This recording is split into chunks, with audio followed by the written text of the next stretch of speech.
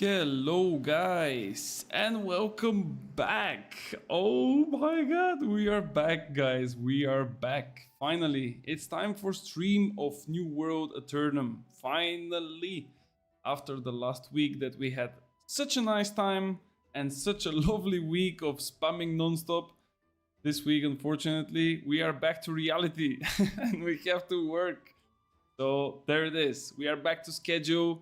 It's Wednesday. It's time to pop a little bit New World. It's time to play a little bit. I know that maybe some of you saw me all day long being in the game, but guys, I'm not actually active. I'm just trolling people by being AFK in their games in Capture the Flag. Unfortunately, it's still a thing. I'm really sorry to all of those who, got their games trolled. By the way, hello Eut, hello Chris, welcome guys, welcome. So yeah, I've been spamming literally all day long Capture the Flag, AFK. This is a good way to farm some stuff while I'm doing other things, right? And now you might be wondering like what kind of other things? Well, I am preparing a lot of videos, guys. Like a lot of videos. I don't know. I'm just having like a good feeling to make videos right now. So there is probably you saw already the ones that came out, but there is one that is coming tomorrow. It will be a video related to the perks of all the weapons. And of course, those who are members of the channel in YouTube, like Chris, for example, would be able to see the video right about now, I think, actually, if it's already uploaded, because it was still processing earlier from YouTube. Then we have another one coming on Friday, which will be the basics of the rapier, like everything that you need to know about the rapier, how exactly it works, and it also includes a lot of testing that I did today, and this was the reason why I was basically like all day long AFK, because I did a lot of testing with different attributes. I've tested different perks, I've tested what exactly is necessary for us to achieve again the highest DPS possible when it comes to PvE Rapier. And I think that I managed to summarize all of that information in quite short videos, so you would guys also understand and see basically the results. And the best thing this time is that I shared the spreadsheet. I made a new spreadsheet. I put all the perks that were on the previous one, and I also put a new spreadsheet, which is technically like the second page, which is technically taking all of the results from those testings, and everything is written there number by number, so you can see exactly what are the differences when you change your attributes and when you go for let's say more dexterity than intelligence, or vice versa, and so on. The video is online for me. Well, yeah, of course. I mean, you are a member of the channel, so it should be online, but was just not sure if it's uploaded. Let me take a quick look. Maybe it's already done, because it's a bit longer than the other one. There should be two, actually. For the members, there should be already two videos. No, it still says processing will be shortly, but I don't know what they mean by this. Let me see. Did I maybe... Processing will begin shortly. Probably it's still like in a low quality. Maybe that's why it says processing will begin shortly. So I don't know. But hey, it's coming. And definitely by tomorrow it will be already in HD. So no worries. No worries about it. You will be able to see those guys. Of course, like I said, for the members, always there is like 1 to 2 days in advance earlier delivery. But of course, I need to give those guys something. And since I'm not doing anything special for them, I decided that at least this would be a nice gift. All right, so today, there is a lot of things that are happening right now. In general, when it comes to gearing, when it comes to perks, when it comes to changes. I don't know if you are following all the different things. Because the devs patched the last crafting possibilities. Like, let's say if we go now to craft something, let me just open the correct ones. Can I see the correct crafts? Wait, let me go on the weaponsmithing. Maybe from there we'll be able to. But if we look at, let's say, the weaponsmithing, and we open the rapier or any other weapon, basically, we will see that now those crafts that were giving us a 730 gear score items still exist, the recipe is still the same, but we cannot choose craft modes anymore. And this technically stops you from, prevents you from using like old perks, meaning like old craft mods, but at the same time it also prevents you from using new ones. And now, like if you go to craft, it's like a completely random scenario of 5 possibilities, like 5 perks. And this is just madness because it's like the chance of you rolling a good item like this, I'm not gonna lie, it's really slim. Like that's an extreme gamba. So that's why I think that now the focus mostly would fall on different ways to farm specific gear, and mostly the gear would be from places where you know which perks can fall. So for example, if I want to get Alacritus Punishment for my fire staff, I would have to farm PvP track or like PvP boxes. If I want to get, for example, something related to the Enrage set, then I would go to the new raid and so on. And if you go for crafting and if you manage to roll somehow something extremely good, then the price for that thing probably would go above 300 to 400,000 for sure. I managed to sell a spear. Let me actually show you the spear because it's pretty decent one, and now after this changes to the crafting, I kind of regret because I could have get more money for it, but where was it? Wait, it's on the completed ones. So this was the spear that I sold today, 120,000. So it has an attunement, it has a gem socket, skill socket, and 2 offensive sockets. Pretty good one. It's not perfect because ideally you want to have end instead of 2 offensive. You want to have like, let's say 1 offensive and end, but still like that's a pretty decent price. And if you go now to craft this, it would probably take you quite a lot of luck to do it. So yeah. Yo, Carita, hello, welcome guys. Hey man, old crown or tune leather pants better and why? I prefer the old crown. I still hit the necessary thresholds, so I'm pretty happy with them. Meanwhile, let me just go somewhere on a elite chest run because we will be going at 8 o'clock for a raid, so we don't really have too much time. So about the old crown or attuned leather pants, I prefer the old crown because it gives me almost the same, attribute stats. And at the same time, I am getting a little bit more protection, which means that I can maybe drop a gem socket from one of the other armor pieces. So that's just my opinion. But if you want to go, for example, for something else, don't hesitate. I mean, attuned leather pants are pretty much equal. The only thing that I don't like is that shirking energy and elemental aversion don't really have too much to say when it comes to PvE, and those artifacts are mostly usable for PvE. So you know what I mean? Like attuned leather pants is like no perker with a little bit more attributes, and then you have crown with a bit less attributes, but kind of give you this extra gem socket, let's say. So I don't know. I feel like it's a little bit better.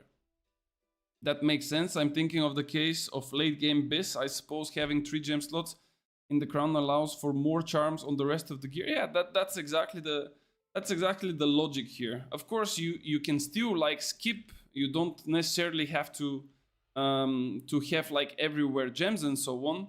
But like I said, it's not that big of a difference.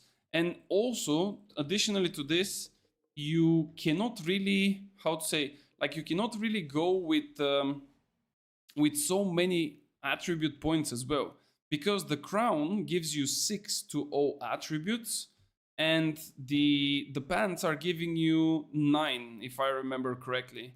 So if you are investing only in 2, like let's say you play spear, right? Your main goal is to invest into strength and dexterity.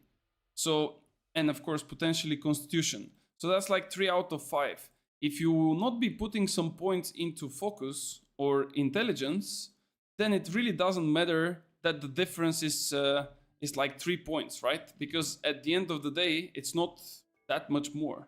But I don't know. Just try it out for yourself. I think it's... Oh, How did I miss that? Try it out for yourself and see how it feels, and then I'm pretty sure you will be able to get the proper one for yourself. Do you know about the upheaval bug in the new raid? No, I don't think I know about the upheaval bug in the new raid. For which boss is the new bug? Because I don't know where you can use that. I don't know the mechanics for the last boss yet, guys, because like I said, I prefer to learn things when I get to those things. Meaning, if I didn't even finish the second boss, I don't really want to go and learn the last boss because it doesn't make too much sense to me. So hopefully today we will be able to proceed the second boss, because we are quite unlucky when it comes to finishing the second boss. I mean, it's been already over a week and we still don't have that much of a progress, I would say. Like, we are pretty much wiping on the same spot. Are you on Nissa? Yes, I am on Nissa. By the way, let me activate my sound because I had to remove it earlier today. Like I told you, I was just farming, AFK, capture the flags, not doing that much things. I mean, I was doing a lot of things actually, but not in the game. Mostly I was doing things related to the game. But yeah. So, why those guys are not inviting me for any chest run, man? Come on, I need to go to a chest run. I need to get Abyss Rapier.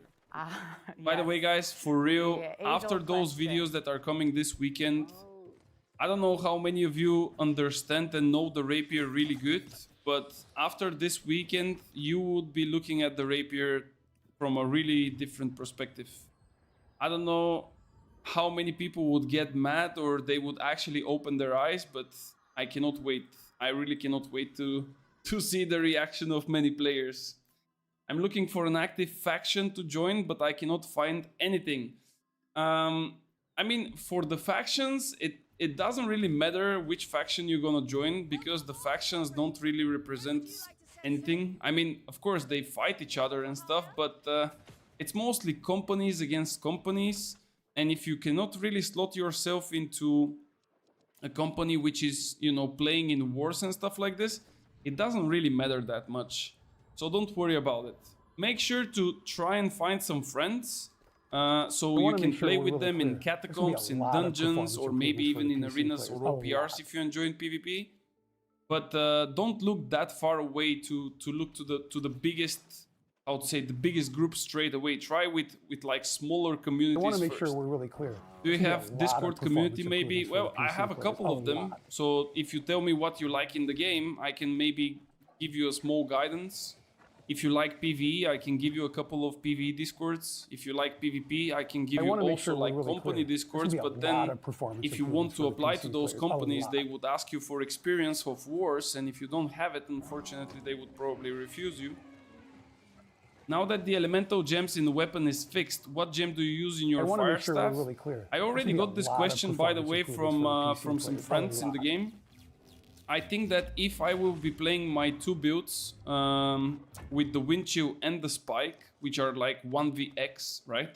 I will still be playing with the ice gem, that's for sure, because I really like the split. Plus, I'm also going to invest quite a lot into the ice gauntlet, like ice harnessings and things like that. So eventually I would get this same benefit on the split.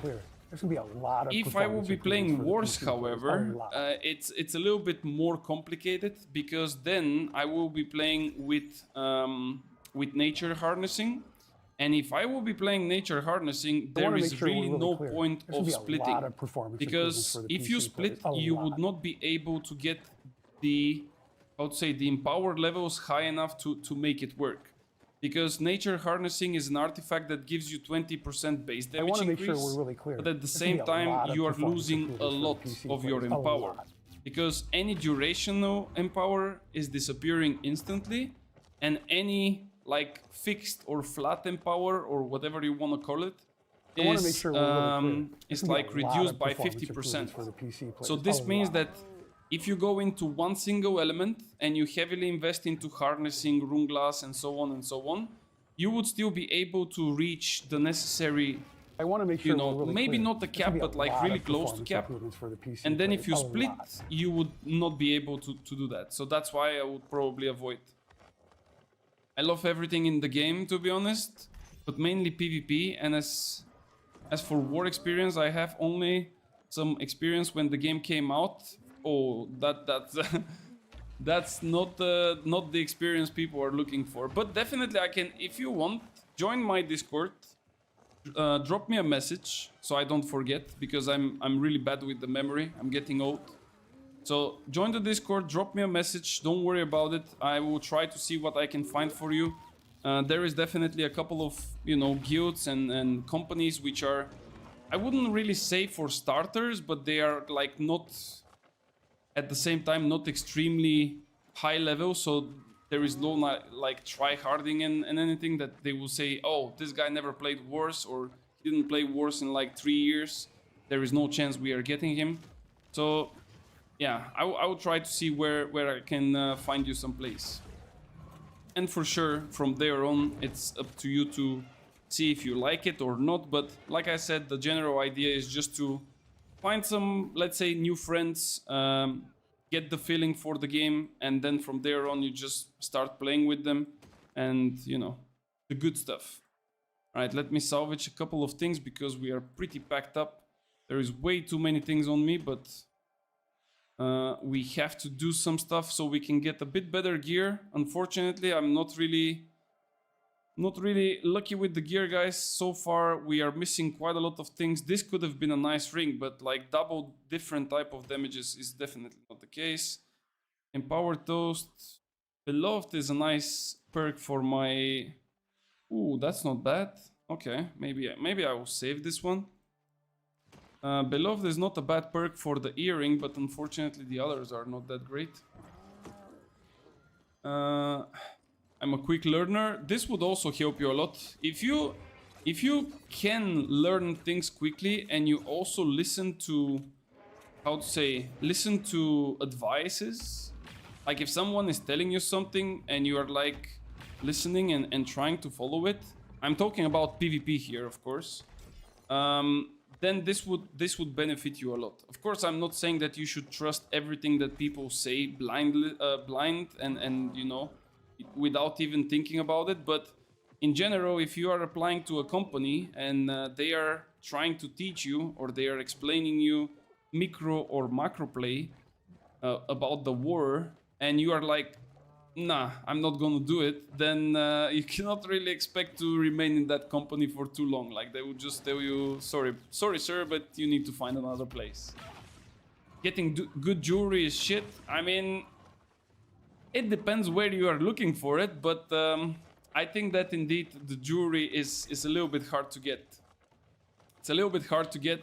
There are a couple of jewelries that are dropping from the PvP track that are extremely busted. Then there is a couple of jewelries that can drop you from the new raid, especially from the first boss, because he's the one dropping the jewelries. And then also we have of course, the chance to get jewelries from the catacombs. My personal choice, guys, I'm not gonna lie, I think that catacombs are probably one of the best ways to get gear. And I'm not saying it because I made a guide about catacombs. I'm just saying it because if you go to do it with a decent group, you are guaranteed to get 4 bosses. Like, there is no shot that you're gonna go with a group and you would not get 4 bosses. Like, for me, this is impossible, right? And if you get like 4 or 5 bosses every time, I'm not even talking about 6 here, but if we get like 4 or 5 bosses, you get so much coins that afterwards you can like strictly choose what you want to open. So if I'm looking for a ring, I would not be getting like some random drops and I'll be like, oh, there we go, another heavy chest. I don't need that, you know? Like, I don't need a great sword, I don't need a heavy chest, I need an earring. I can go there, I can buy 30 boxes of earrings, and there you go. Maybe one of them will be good, who knows? So, of course, it's still like based on luck. Like, you cannot be sure, but still, you kind of force at least the item that you want specifically. So I think that that's the good part when we are talking about catacombs. I come from competitive background in a lot of different games, so yeah, I have the mindset. Really good. That's really good. That's exactly what you need. Yeah. When we gonna get a good rapier is the question. If you're wondering what I need in rapier, I basically need end, like the skill end. Then I need thwarting strikes and disdain infliction. Those are 3 fixed perks, which I think it's pretty much like almost impossible to hit. Or maybe it's possible, but I don't know at least where, or at least for now I don't know where yet. But if I manage to hit those 3, and somehow I manage to get something else like a gem socket or a skill perk on top of that, like this will be pretty much like a jackpot. Like, I don't know if you can even craft something like this, but if you manage to craft this kind of a rapier, that's probably like at least 1 million. I would say at least, because the gold cap is 1 million, so you cannot put anything above that price. But sometimes when you have something that is extremely good and, you know, extremely expensive to make, you can even sell it for more than the gold cap, simply because you can just trade with someone and ask him, hey, you listen, like, give me 1 million cash and then I need the rest in the form of, let's say, resources. PvE rapier, yes. PvE rapier. Yo, Thomas, hello, man. Welcome. PvE rapier, guys, is something that, yeah, I said it in the start of the stream, I'll say it again. There is a series, 3 videos in total. I already did the 2. I put quite a lot of work today, but 2 videos are now done. So I will put 3 videos in total. The first one will be explaining, basically for all the returning or new players, or even, you know, experienced players, but those who didn't really understood the rapier, or maybe they just never played it, how the rapier works, like what makes the rapier so powerful and why it's still, after so many seasons and in years, it's still the best DPS weapon. And then in the next 2 videos I will explain the 2 core builds of the rapier. The one is of course the bleed and the other is the evade. And then of course all of the necessary like perks, gear, weapons and stuff like this, because it's quite complicated. Like, a lot of people still believe rumors. They don't really test their stuff. But yeah, you need to test. And this is what I did. I've tested. I put the numbers in a spreadsheet. This time the spreadsheet is available, so you will be having access to it, guys. And you will be able to use it as much as you need. For PvP, I mean, for PvP rapier, I think it sucks only because it doesn't have a good tracking. If the rapier has a good tracking in PvP, like how many seasons ago we had like a good tracking on it, I think the rapier can become like top quality perk, simply because it can be straight up like a hatchet. But unfortunately, the tracking is just horrible. It's just really, really bad. And therefore, it's not really useful. But if they somehow fix it though, I will definitely change my mind. I even wish to change my mind. Like this one, for example, now it's not bad. Like, you don't have like the disdain infliction, but you have to oh wait, this is trenchant strike. Oh yeah, never mind. Then it's not that good. If it was thwarting strikes, you technically had like 3 out of 5 perks. But when you don't have like at least the disdain infliction. Yeah, this one, for example, again, like you have end, which is nice. Attunement you don't really need. Here, if this was a thwarting strikes, it could have been nice. But yeah, it's gonna be again like 2 perker basically. So this is not that great. It's definitely not that great. End plus attunement, gem slot and offensive slot. No, I think attunement is not good on a rapier because all of the hits are extremely quick. Even if you go like flurry or evade, it doesn't really matter. The hits of the rapier are extremely quick and you don't really benefit from the attunement that much. Like, you're gonna proc attunement once every 4 hits or something. So it's not really nice. Are you running Inferno or Aconite on the backhand? Usually it depends. I prefer to use the Inferno for extra damage, but sometimes I'm going also with Ice Gauntlet. I don't really have the Aconite, to be fair, even though the Aconite is pretty nice. Like, it gives like a decent amount of damage. But I run Fire Staff and Ice Gauntlet on the side usually. And the Ice Gauntlet, I use it not that much for extra damage or something like that. It's mostly for, like, let's say on the new raid for stamina break.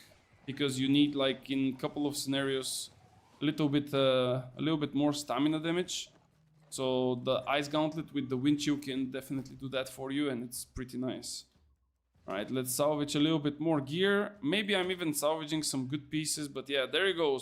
Thwarting Strikes, but then everything else is trash, like Shirking Shock. We don't need Shirking Shock.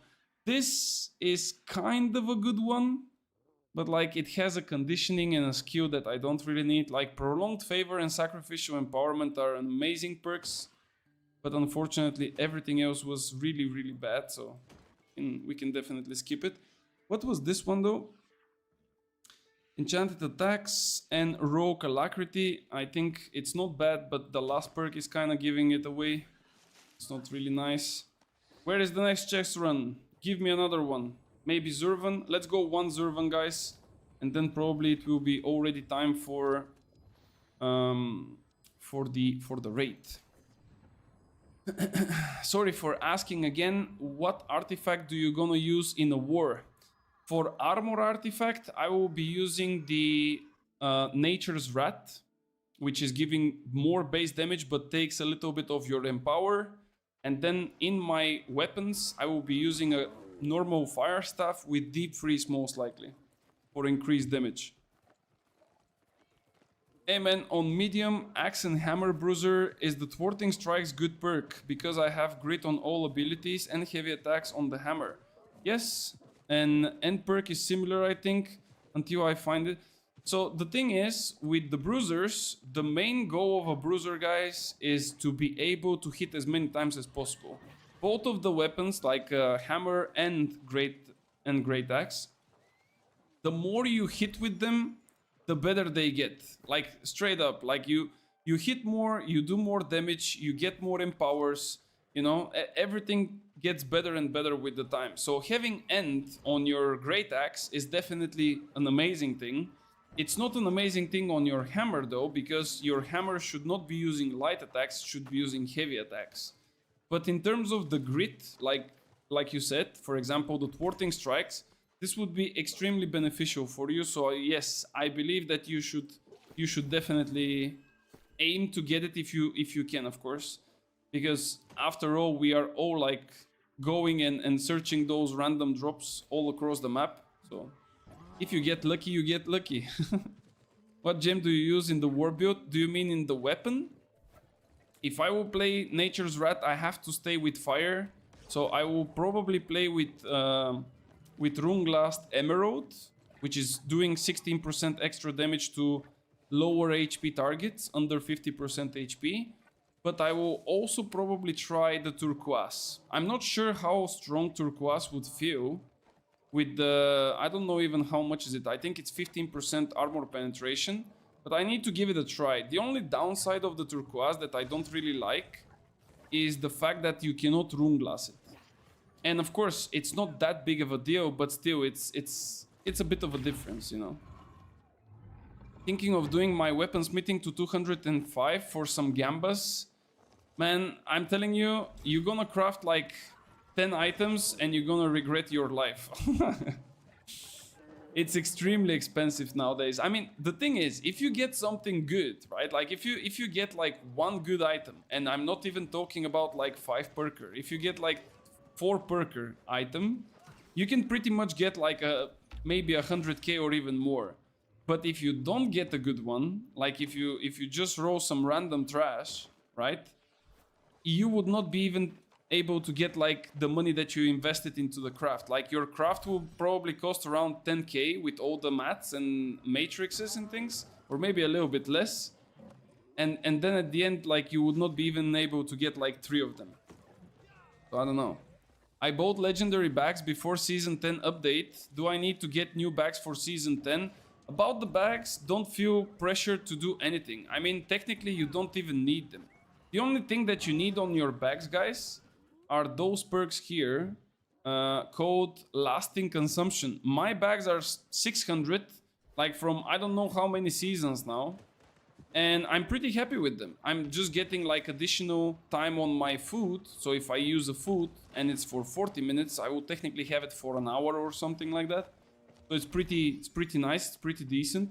But of course, if you want to have everything on maximum, like literally everything, even your fishing pole, then just go for it. I mean, if you have the money, why not, right? After all, that's why we have gold. We have it to spend it, so... I don't know, man. Send it. Matrixes went low. I probably think that they went low because, like, what they did to the crafting, like they changed it, so now you cannot really force a perk. You have to completely roll like random 5 perks, which is insane to me, but I think that if they fix it again to be a proper crafting where you choose at least one perk, right? And then you go from there, I think that people might start crafting again.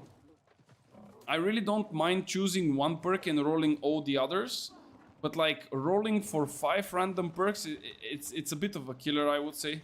Like that's a little bit too much. What is the best way to get a triple attunement weapon? If you have candles at home, you need to light them up. You need to get your hands together closely, with like open hands, I mean.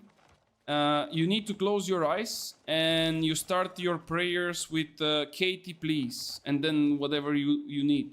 Like if you need frost or flame attunement, something like that. But you need to start with the instructions that I told you. This is how it works. And if it doesn't work, then maybe try with Scott. But Scott is not the director anymore, so probably would not work. They are almost useless. They should add item that add one certain slot, like a gem, offense or defense. The thing is, if you can already like choose, let's say, one perk, right? Yes. And then they add an age-old item question. where you can, let's say, put a gem.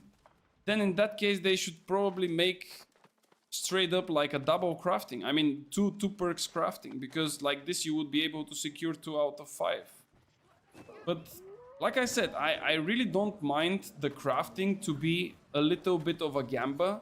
Like this not only gives a little bit more incentive for the players to try their luck and also to stimulate the economy, but it also makes it a bit harder to reach the best gear possible, right? Like many people are asking me when I put a build out there, even in the Discord or in the YouTube channel, like, bro, this is impossible to get. Like this gear is too hard to get. I know that it's hard to get, but this is how it is, right? Like this is the perfect scenario of 5 perks.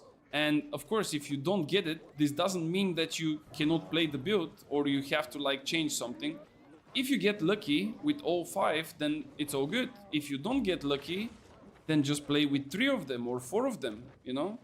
So that's why I think that crafting is amazing right now, with the only exception that, of course, you cannot like choose the at least one perk. If we are able to get at least one perk, I think we are in a good spot. But like not being able to choose neither, like not a single one, I think it's way too harsh. There we go. Oh, there we go. Now this one, for example, why I'm screaming like a little boy? Because we have thwarting strikes, right? This gives me damage. It gives me damage on my flurry, it gives me damage on my bleed. Disdained infliction is the best perk when it comes to bleed, because not only that it increases the damage of the bleed, but also it increases the duration of the bleed. I have also a gem slot, so I can put my diamond in there, and this is perfect 3 perks for me. Now, defense slot I don't need, that's quite obvious, and attunement, like I said earlier, is a complete waste of a perk for a rapier. Yes, you're gonna get a little bit of damage, but you're gonna do 5 hits, and you're gonna proc the attunement only once. But this still is perfect. I was using this one, guys. I was using this one. Can you imagine? Like, look at this. This only has disdained infliction. So that's why I'm happy. And now, when I start using this one, I have 3 perks, like gem plus 2 perks. And the next one that I will use will be with 4. I would not replace it for something else, for example. And then you have, again, thwarting strikes, attunement sundering. Now, if this one, for example, was instead of attunement to have disdained infliction, even better, right? Like you have 4 perks, actually even 5 with the offensive one. But unfortunately, it's without, and this one is not better than this one due to the disdain infliction, basically. Then we go for the next. Nope. Disdain infliction, transient strikes, but this is a transient strikes, not thwarting strikes. So that's like a no-go. Life stealing is also a nice one. Not perfect, but usable. Yeah, I'm not playing a great sword. Even if it's good one, I don't mind. I can just salvage. Then on those armor pieces, if there is no sacrificial empowerment on my pieces, on the armor ones, I don't even look at them, guys. I swear. Like, I completely ignore. If there is no sacrificial, I don't need that. If it doesn't have a gem, I can maybe close my eyes. But like, if it doesn't have sacrificial, I just cannot. Well-being, nature protection. I will take this one because I don't have a nature gem yet. I mean, a nature amulet. So I will probably find some use if I do some kind of, let's say, mutations or whatever. But yeah, everything else, we can scrap it. And now let's drop down there to see the other couple of chests. And maybe it will be soon time to go with the guys for the raid. You can search the sacrificial. In the search, put sacrificial. No, but I mean when I drop stuff. Or you mean like to not even search? To not even look at the items. Nah, it's okay, it's okay. It gives you, you know, it gives you this feeling of like, ooh, am I going to get this one? You know, like, ooh, maybe I will get it? I don't know, it's still interesting to look at gear. Oh my god, we're gonna die here from those things. I think that the boss maybe is now aggroed. Is it aggroed? No, he's still up there. I don't know if you see it, but it's like kind of staying in the dark. Like he's invisible. Come on, loot. I opened your stream and I dropped this. Offensive slot, skill slot, gem slot, disdain infliction 2 and 2. This is a perfect one. Like, I mean, not a perfect, but it's a really, really, really good one. Because also a skill slot on your rapier means a lot. Like, yesterday I had a discussion with one of the guys from the raid. And we were like arguing because I was saying, if you play, for example, Tondo Bleed, right, like Tondo Flurry and Flourish and Finish, like I'm playing right now, or you play with Evade Bleed, which is Evade instead of Tondo, you really want to have either the Tondo, either the Evade on your rapier. And he was saying, no, you don't need that. The raid already has like a maximum empower, a maximum weaken, stuff like this, right? It's not like this, guys. Yes, you might have in a perfect scenario all those like buffs and debuffs provided by your raid, right? But shit happens. Someone can die, someone can forget about his rotation, something can go wrong, you know? So you cannot always rely fully on your team.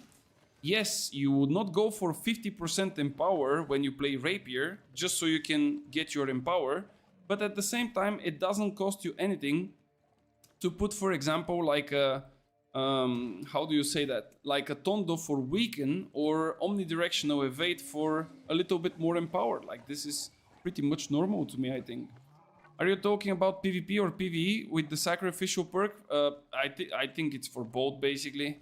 Sacrificial is, in my opinion, is one of the best fixed perks.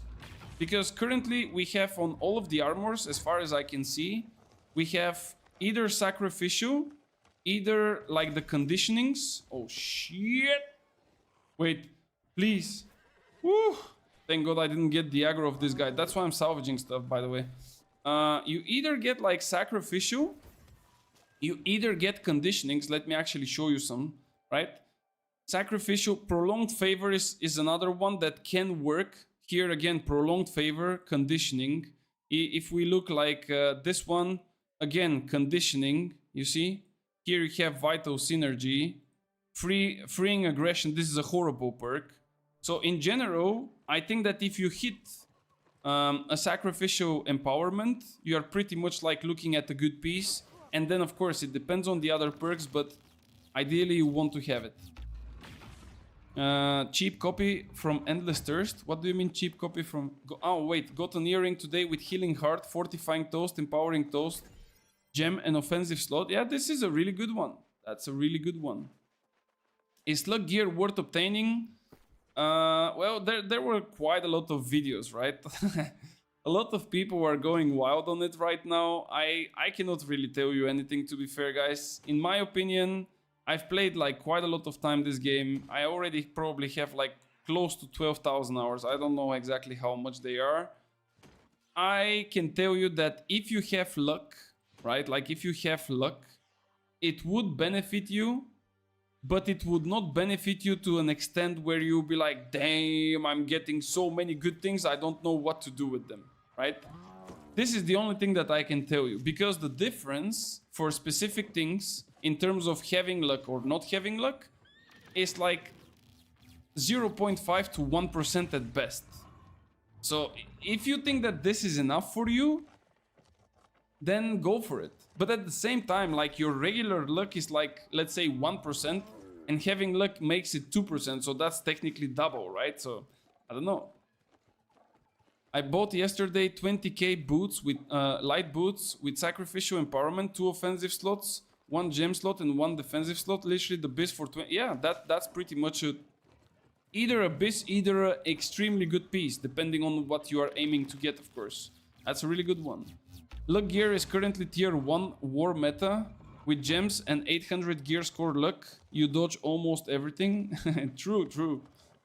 The more luck you have, the less bullets you're gonna eat. So if you guys are having issues with a lot of archers and stuff, just get some more luck.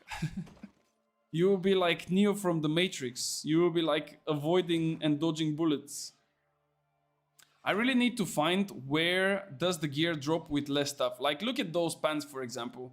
I want to get the place where I'm getting this kind of a gear. I don't really remember if this was from either from a craft or from a dungeon. Because this, like imagine, here is a conditioning, but it could have been sacrificial empowerment. And then I have a gem slot and 3 offensive slots. Like this could have been the BIS out of all BISes, but yeah, I don't remember where did I get this. I really don't remember. And now I need to, you know, wander around and think about it. But yeah, I will definitely try to go for a couple of dungeons, by the way. I just need to see who I will get with me. I'm not sure if it's gonna be M3s, because a lot of people are saying that it's not really worth to go M3s. We did only one last week. It was Mutation Nature. And the mobs were basically harder than a raid boss. Like they were healing so much, it was technically impossible to kill them. So I'm not really sure if it's worth it to go on M3s. And many people are saying that in M1s and M2s you can literally get like pretty much the same gear. Can you show me the pants again? Yeah, sure. I will send you my pants, but on my OnlyFans. Just give me a second, I will show you. There we go. Those are my pants, but not the real ones. I heard that charms on offhand applies to main hand. Correct. Kelvin, that's correct. I didn't knew this one.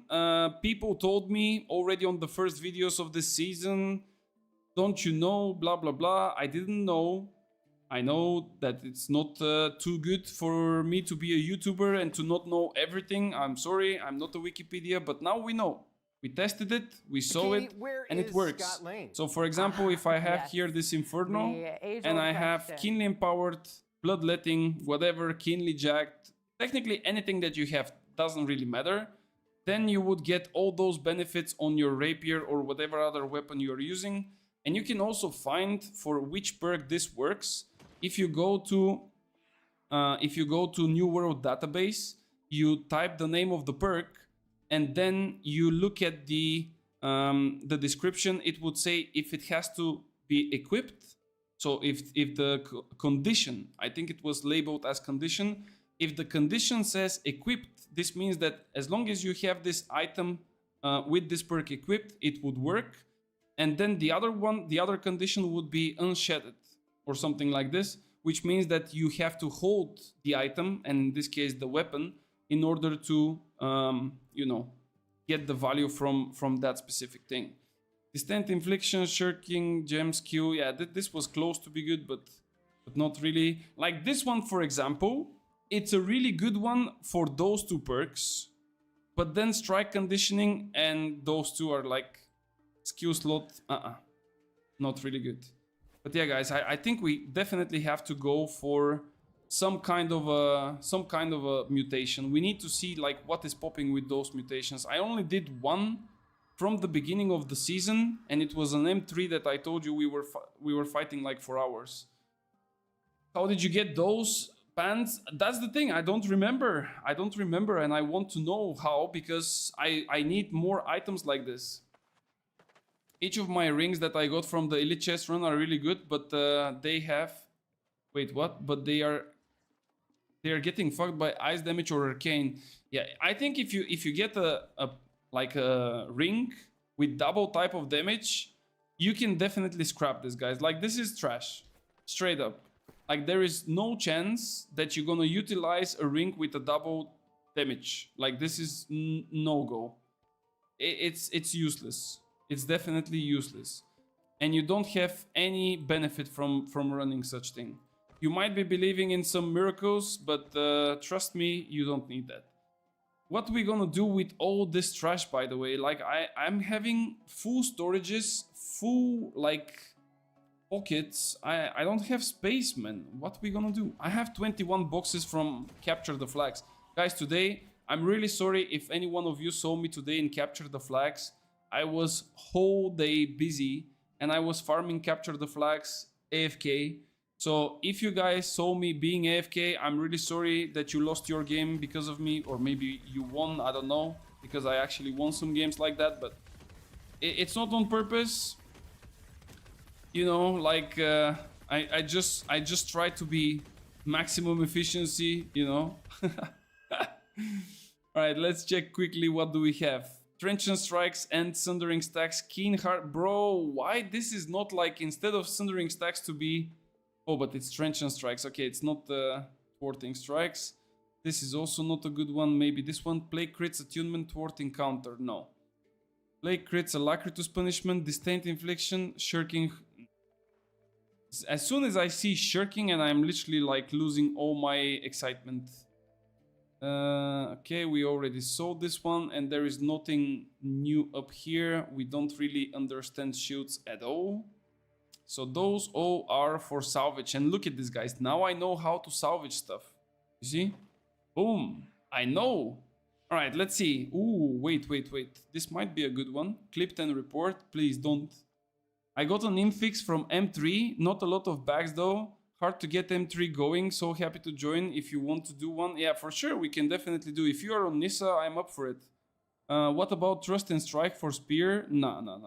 You definitely don't want to have two types of damages on your ring. Like, it's just not... It's not optimal, guys. It's not good. Believe me, it's not good. It's not even close to be good. Bro, why are we getting 4 fixes, man? That's a lot... Refreshment, Healing Heart, Fortifying Toast, Gem, Skew. Can I maybe use this one? I kind of need like Beloved. But if offensive one. Okay, maybe I will save like a lot of things. Void Damage, Enchanted Skews, Purifying Heart. This is maybe a good one for a Void Blade, but I'm like not really playing a Void Blade, so I will just skip it. This is also not great. Maybe this one. Enchanted Attacks, Lightning Damage, again for melee, Gem Socket, like, this is a really good one, but this perk here, guys, Unskated, I think it's called Unskated Empowerment, this like straight up melee. Like, if you see this and you're like a range player, you just like scrap. Unless this was, let's say, Trust Damage, and then I can use it, you know, straight up on this build. But like this, I can just go for, where was it? I had like one decent ring, I think, but maybe I forgot where it is. Yeah, I don't know where it is. I got this one earlier as well. With the Rogue Alacrity, which I will technically save just to test some things with it, but not really to play it. And then, let's see, do we get something better? There is more rings here. Ooh, oh, bro, what is this, man? Is Scott Lane? Yes. Enchanted attacks. Okay, that's like on hit. Cursed enchantment. Increase basic attacks damage by 10%, but decrease ability damage. And then you... Bro, this for a hatchet, but it's with trust damage, though. Holy moly. This is like a 5-perker attacker, man. Holy shit. The only chance to get 4 fixed is the PvP caches or PvP track. Yeah, that's why I'm spamming it. That's why I'm spamming it. I will save this one. Maybe we'll probably test it in the future. Enchanted Totality is really nice perk as well. I kind of want it for my rapier builds. Refreshing Recovery, and here I think we already saw all those. Yeah, there is not much gear that is worth it, but still like a couple of jewelries. It's not that bad. All right. Yeah, we checked everything. So let's salvage them. Get some space. Oh my god, I still don't have space. I really don't know what to do, guys. We have too much things. We need to sell stuff, by the way. I need to start selling like whatever I find. And yeah, maybe it will work like this. And I'm again capped. Holy moly. Okay. Let's go to... Do I want to play with a rune glass on my rapier, even though I have like only 3 perks? I mean, 2 perks and a gem. Maybe I would not play with the rune glass yet. I will wait a little bit longer, and I will maybe also salvage quite a lot of rapiers. Yo, Lydic, the old video about empowers was very useful. We will do another one with the new equipment. If you refer to the video where I'm explaining the empower and the weaken, there is no need to make a new video because the system works still the same way. The empower to people, like in PvP, is limited to 50%, and of course it's the same for PvE. I mean, the player cannot get above 50% empower. The bosses, however, do. So if you want to know more, I can just tell you like which are the good and the bad empowers, but in terms of like how the mechanic works and you know, like how much is the cap and so on, there is literally nothing to say about it. Like it's literally the same. Hey Goat, long time no see. Yo Aza, what's up, man? The sources seems to have changed their new perks.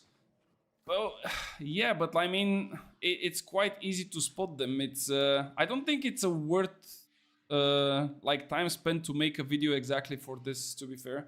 I mean, if I wanted just to make video for the sake of making it and farming a little bit of views, maybe I would do it, but I really don't think that there is that much info to be put in a whole video and to explain like a couple of perks. If you are wondering about a perk that you are not sure, like for example, if you think that Skilled Enchantment is an empower and you are not really sure if it's base, even though it says like here, abilities deal 1.5% more damage, right? It's not clear. You don't really know if it's base or empowered, and it's quite misleading, right? You can definitely ask me, but I think that most of the people, and especially the OG players, know those things. So yeah, I can definitely help you finding out, but I don't think it's a worth to make like a whole video about it. Not much. I've come back to the game and running a company on Saba. Oh, okay. Well, I also have a character on Saba. Maybe I can join you one day. People say you get 4 charm slots on M3s. Have you done any M3? I did only 1. I did only 1 M3, and most likely those pants are from there, guys. Because otherwise, I really don't see from where else I could have get them. Like, it has to be there, right? Like, there is no chance it's somewhere else. All right, let's start salvaging some stuff. I was keeping a lot of rapiers, and you see like a lot of gems on them because I was testing. And if you are wondering what I was testing, guys, I did some, you know, I run some tests about the rapier. What is the most optimal setup for the rapier in terms of attributes, in terms of perks, in terms of builds. As probably you know, I'm a really big rapier enjoyer since really long time. Almost every big patch and big season I was making an update for the bleed rapier and also for the evade rapiers. So this season is not a different one. On Friday, the video is scheduled to come out. It will be the first out of 3 videos. On Friday it's coming the first, explaining how the rapier works, what are the 2 core builds, and why it's still the best DPS in the game and probably will remain the best DPS in the game.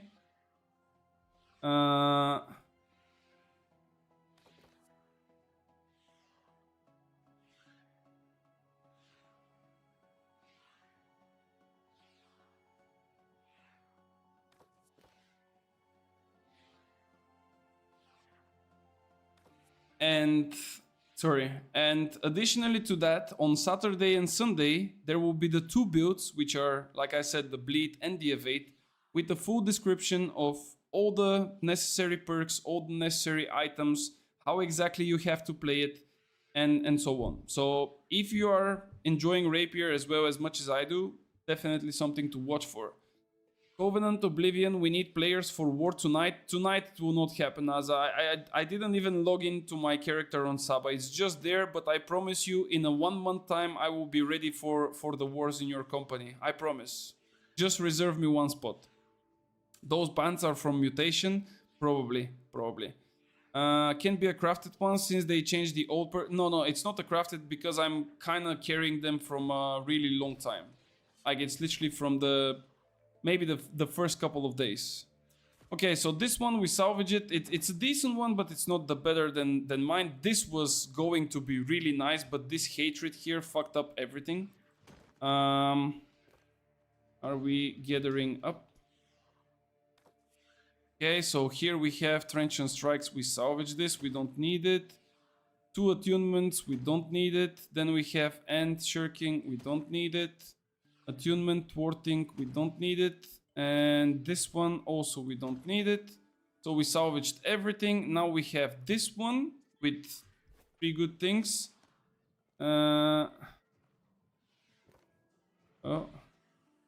If it's GG, let's do Catacombs. Alright, do you want to join Discord? I would not be able to because we will probably go for a raid, or if we don't go for a raid, I will probably go for Catacombs. But we can have a chat if you want tomorrow or something like this.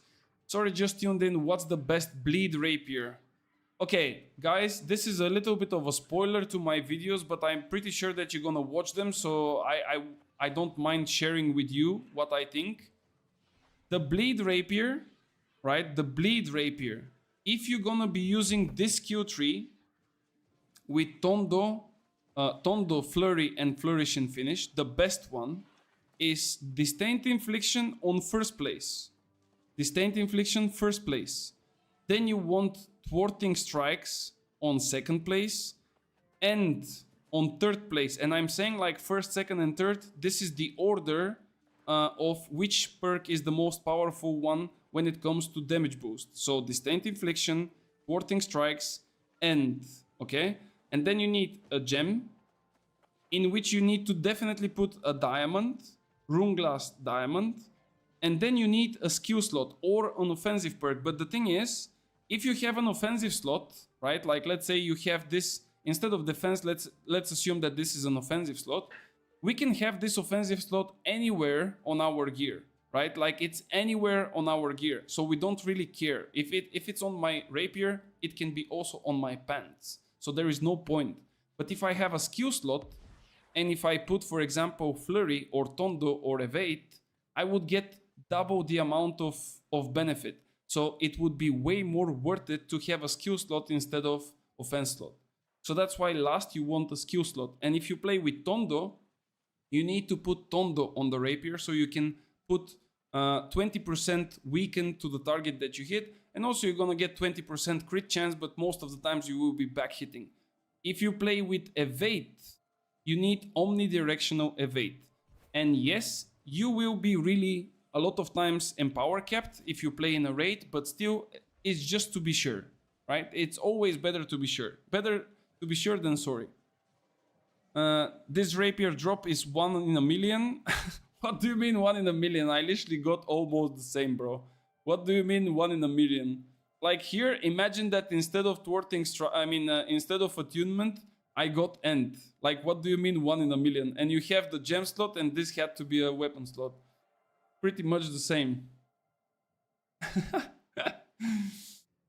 They're like 30 fixed perks, so it's 40, 40, 444 possible combinations, like 50k plus. I mean, hey, even if it's one possibility, right? Even if it's one, it's still out there. It's possible. Let me see what Kaido said. Don't answer. All right.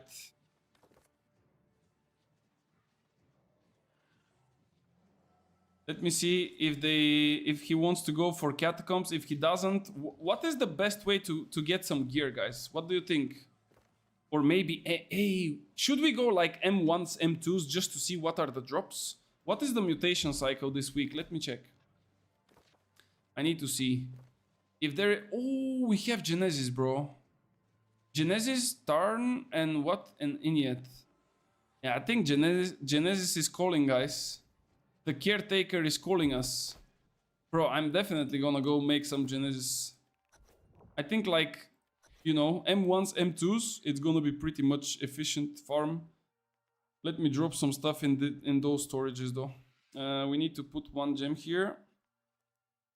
Touch charms, gem, put a diamond. I'm not putting a rune glass simply because I believe that I will get a better one.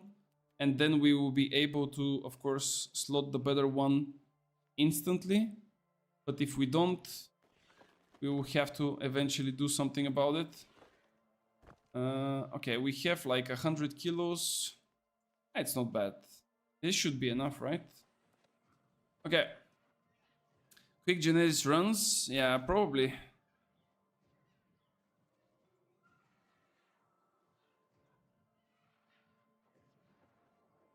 Let me see. I will probably join Kaido as well in the Discord. I got the drop at the Sun Tower. I got 2 skill slots and a gem slot, flame attunement and end on my rapier. Attunement on rapier is not good, guys. Attunement is one of the worst possible perks for a rapier. It's really good for weapons that are not healing, hitting that quick. But for rapier, with all those really quick hits, the attunement has almost no value. Like you don't gain anything out of this. Like, for example, if you hit your flurry like this, you're gonna proc only 1 attunement even though you hit 5 times. So there is literally like no benefit from that. It's just, you know, like a potential waste. But, I mean, Kaido doesn't want to go on M1s. Then what do we do?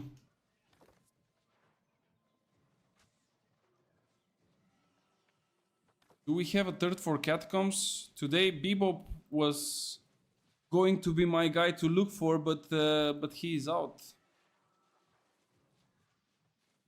I want to make Let's sure we're see really if clear. Ravgu There's gonna be wants to a lot go. of performance improvements for the PC players. A lot. Guys, anyone wants to join for catacombs? I'm in Q500. Holy shit. Bro, those queues are wild stuff. I'm not gonna lie. Yesterday, I left work and I asked in Discord, like, how much is the queue? It was around, I think, 700 or something like this. And by the time I got home, it was already like 3K. Like, what is this, man? It's madness. Just madness. Yeah, we'll see.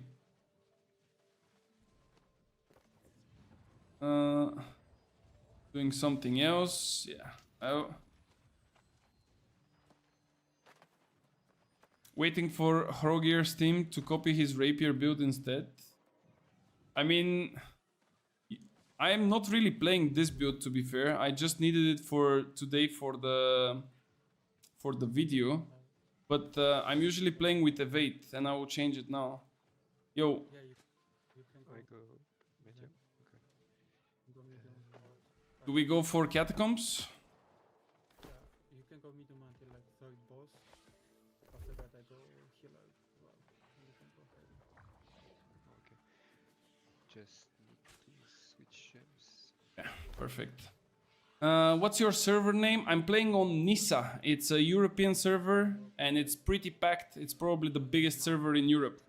Queues are getting lower though. It used to be 8K on Nisa a few days back. Yeah, for sure they are getting lower because a lot of people got quite depressed by the fact that the devs didn't really, you know, open more servers on time and they had to wait. Of course, if you are a returning or a new player and you had to wait every single day 5 to 6 to 7 to 8K, you would not really feel good because let's say you have 3 hours per day to play and you need to wait 4 hours in queue. Doesn't really make too much of a sense, you know? Like it's just doesn't make sense. Yo, Madvash, thank you so much for becoming a member in YouTube, man. Thanks for the support, and I hope that you enjoy the 2 new videos. Alright, let's see. So we'll be playing Catacombs. We are going wild with the build here. I still need to make this build better though, but I don't know how exactly we will have to do it because I'm really focusing on my rapier. And who's gonna change to tank later, by the way? Maybe I can change to rapier on the 5th and potentially 6th. Xenon use tank. Hmm? Xenon tank. You will change? Okay. Yeah, back or healer. Alright. Okay, let's see. I need to change the skill trees here. I mean, not the skill trees, but the points. So let me show you guys what is the best split for a rapier build. Doesn't matter what kind of a rapier you're playing. This is here this is the sauce. that's the best one. And of course, if you want, you can send it with like 5 con, or you can just go like this. But ideally, I would drop down to like this, because afterwards I will use like a foot and I will be completely fine. So let me save this. I just need a second. I'm not in Xenon. group. Then we take this one. I was changing my gems. Wait. It's not Both. with splitting. Bro, Xenon. Who is this guy then? Don't accept the group.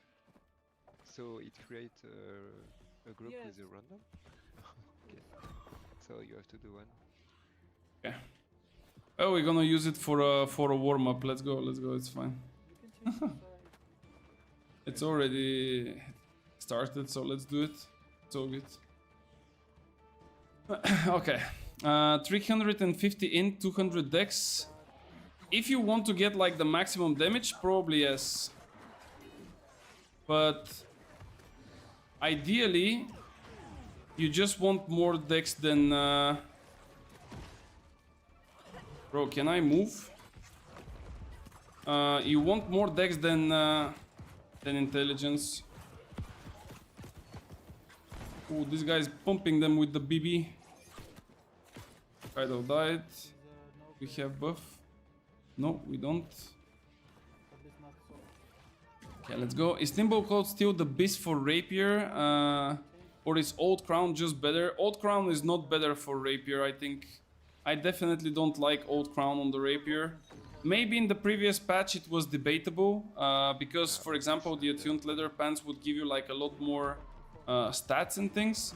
But in this patch is definitely not the case, because the cooldowns are really hard nerfed, and this means that you really need cooldowns in order to keep up the damage. Otherwise you would not have like your abilities ready off of cooldown, and then less abilities technically translates into, you know, less damage. Like on hit maybe you would have like a little bit more, simply because you have like more attribute points, but when it comes to the whole rotation and thing, like it would just not work out. When I'm leaving job, I look at New World database queue. Oh, did this bug? They still didn't fix it. Nice bug. We are bugged on the first door, so I think that we can call it. But I mean, it's not a bug. The door is closed. Bro, this door here is blocked. Oh, you died on the other side. Do we kill this one or what? What is he saying? He wants to scale. Let's go back and scale then. Let's go. Let's go. He knows the strat, but we need to run like crazy now. Okay, so when it's about 1k, I go on a small shopping, but when it's more than 1.5k, I fast go home. Yeah. I mean, it's, I don't know. I think that the queue up until like 1k, it's pretty much okay and reasonable, but everything above is getting a little bit too much. BB is insane for Catacombs. I think that BB is like really powerful weapon right now, and I really don't know what will be able to stop that if we speak about like PvP. Because before there was a way to stop it with crowd control. Now the crowd control can be avoided with like a couple of like good perks and stuff. And it's really not good. It's really not good. I don't know. Like, I don't mind the weapon being available for PvE. But the problem is that it will be the same for PvP. Like, the damage is gonna be way too high. And that's like crazy, you know? There we go. Do we have another 100? No, we don't. Can open only from one side. So annoying. Yeah, this is actually annoying. But I didn't pay attention that that he died here. So... Oh. No, I missed. Yeah, my spear is not that great anymore. I was using the double attunement. Wait, do we have the secret levers here? This kind of looks pretty strange, but okay. My spear is definitely not the greatest, but I prefer to take the money, guys. I sold a spear for 120k, and to be fair, I would do it even again, but maybe even for more money. Because it was a really good one, but I just decided to invest into my future builds with the rapier, and eventually maybe I will get again lucky with the spears, who knows. Maybe I can do a couple of random crafts or whatever. We'll see. The damage output of the BB is crazy for PvE. It's crazy indeed. Really wild. Especially if you have the one with close quarters, it's just madness. Oh, I should have dodged this one.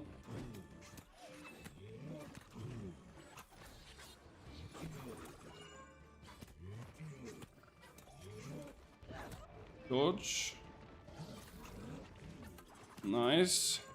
This is my favorite fight, by the way, with all the mobs.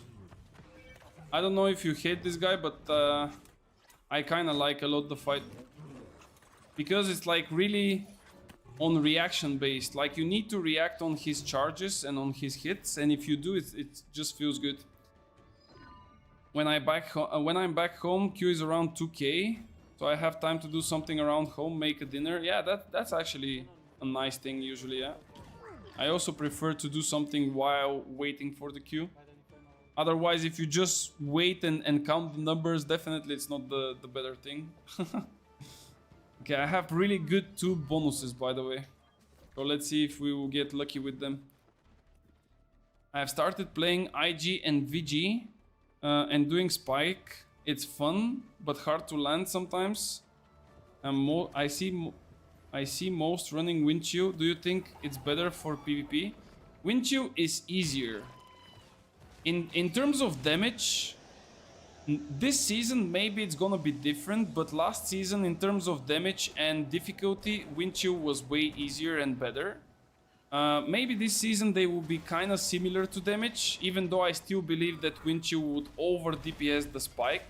But the Spike is burst damage, which kind of gives you the chance of like killing someone extremely quickly, right? While the Windchill is like a little bit slower. So it really depends on your personal choice. Of course, if you manage to master the Spike, it's really strong. But if you cannot master it, then it's not really worth it. Got a fire staff with a triple attunement defense perk from a random chest, gem and defense. Yeah, it's the triple attunement is nice, but apart from that, I really don't know like what else. Like defense perk on a fire staff is not ideal. Why we don't have secret chests here though? I think we should be having them. Why are we not having them? God damn. Those new mobs are really nice, by the way. Do you like the new mobs, guys? Like the new mob types and how they attack and their attack patterns and things like this? Or you are not really enjoying them? I think that they're like super dope. A bit annoying from times, like time to time, but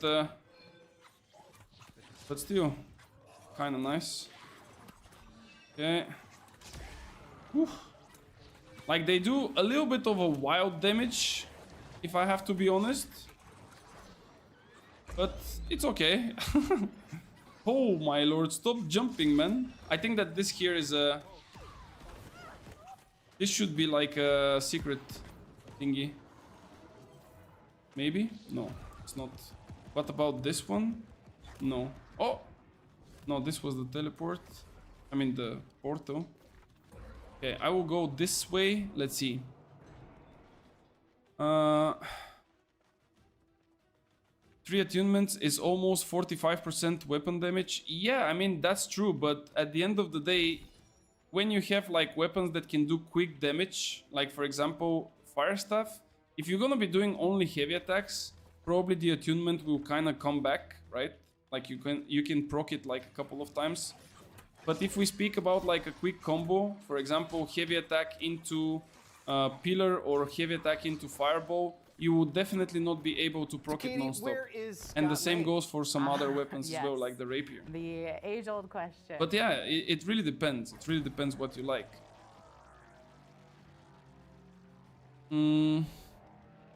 Awesome explanation, thank you. I'm loving this expansion. The mobs are good. Yeah, this time the mobs are good. Do you guys remember when we played like in 2021 and there was like literally 2 types of mobs, like skeletons and lost? Like literally there was, okay, maybe not 2, but like 3 types of mobs. Everything was just skeletons and angry earth and shit like this. Like it was a disaster. Ooh, am I not good at this, huh? Did I see it? Ooh. Yo, Lidic, what would you say is better? Medium spear rapier or medium GA flail? It depends what you want to achieve. They are both really good, but if you want to like 1vx, I would technically take the spear with the rapier. And if you want to be like more annoying and frontline, I would probably go with the flail. But yeah, I mean, it's up to you, man. Like, I don't know, guys. This is basically what kind of keeps me interested super a lot in the game right now, is that you can do so many different builds and most of them would work. We also have a boss here. Which way? I think we are for the same boss here, by the way. But I'm just blocked in like in this place by a portal. I will come now to you. Just give me a second to clean the portal.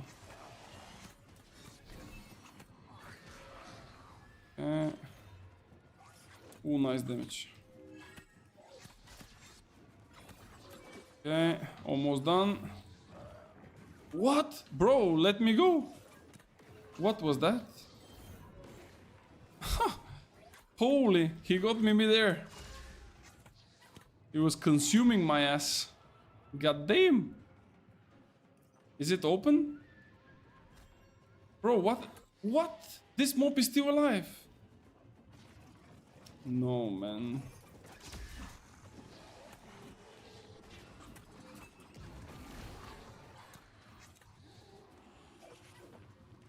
Bro, how many mobs we need to kill? This wave is like never ending. Most mobs at the beginning were corrupted. I mean, yeah, we also had like corrupted, but in general we had like just a really small, I would say like a small variety of mobs. It was definitely not that big. And I think it was kind of boring at the same time like that, because like to fight the same mobs over and over and over again is just not interesting. And on top of this we also had like the same attack patterns, which is making it even worse, right? Like you fight an angry earth mob, he hits like one way. You fight a lost mob, he hits the same way. You fight a corrupted mob, he hits the same way. Like, it just doesn't make too much of a sense. Of course, we still have like a lot of mobs that are fighting the same way now. But for example, those new ones, they are completely different. Like, I don't even know like what their abilities are doing. I'm not gonna lie. Like, it's really interesting to me to play those. And they are also like pretty interesting when it comes to damage as well. Holy, oh no, bro! I was literally started my heart rune and then I got hit and got staggered. Unlucky. No, man. And now same thing, and they are blocked by it. Oh, and I have 500 points. Like, this is probably the most annoying way to die, by the way. Like, you have so many points and you cannot like go and upgrade because you didn't get anything. It's just super annoying, but it is what it is. Let me try to kill those at least. Bro, how they are like stunning me non-stop. I'm 24/7 like unable to hit them. There we go. Finally. Holy. If I manage to get like a statue here, I will be like a beast. Open the door. There we go. Maybe a door? We have 15 minutes. Do we start the bosses or?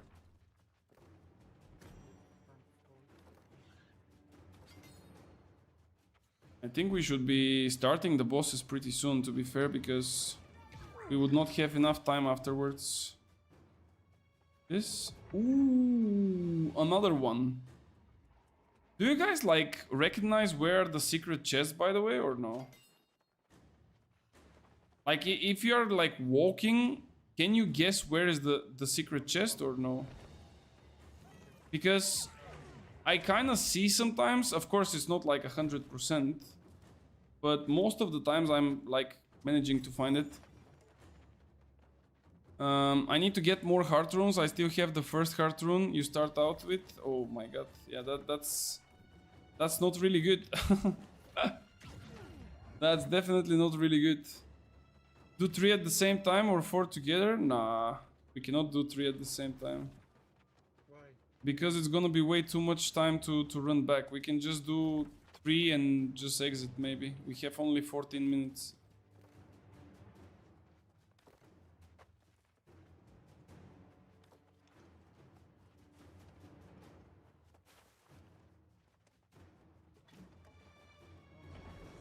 Like we will, like from here, if we start running backwards, we will just not have the time to do a 4th one. Like this one will die really quick, but after that it's not gonna be enough time.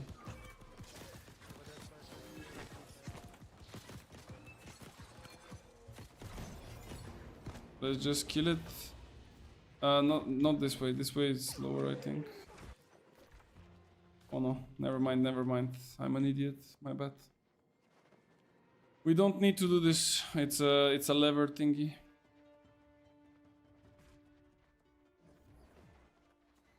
I just need a statue somewhere. Oh, actually we have 4 bosses. We can do the 4. And that's gonna be pretty much decent, to be fair. With this bad layout and the bad start, it's pretty much perfect. Like you cannot get better than this. Beat the last boss in the main story quest yesterday, so hyped about it. Actually, no jokes. This guy is really hard. And especially like for new players, I can just imagine how hard it is to kill it.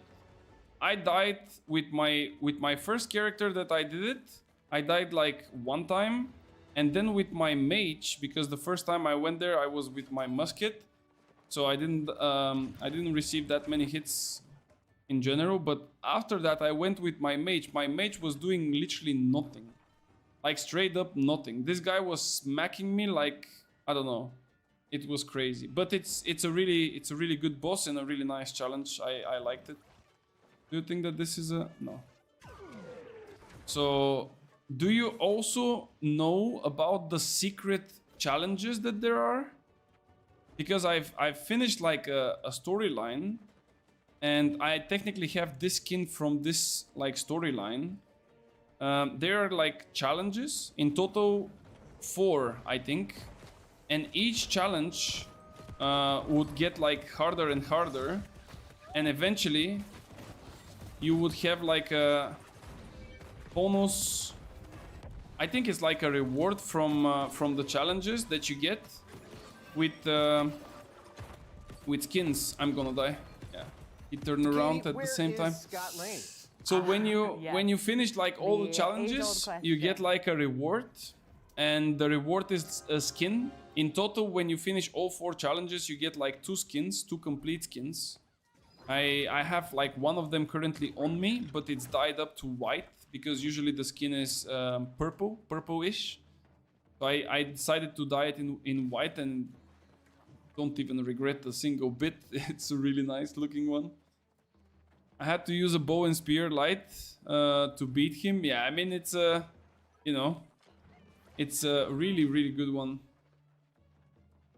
I have 8 buffs, man, but we don't have a lot of bosses. We didn't really discover enough.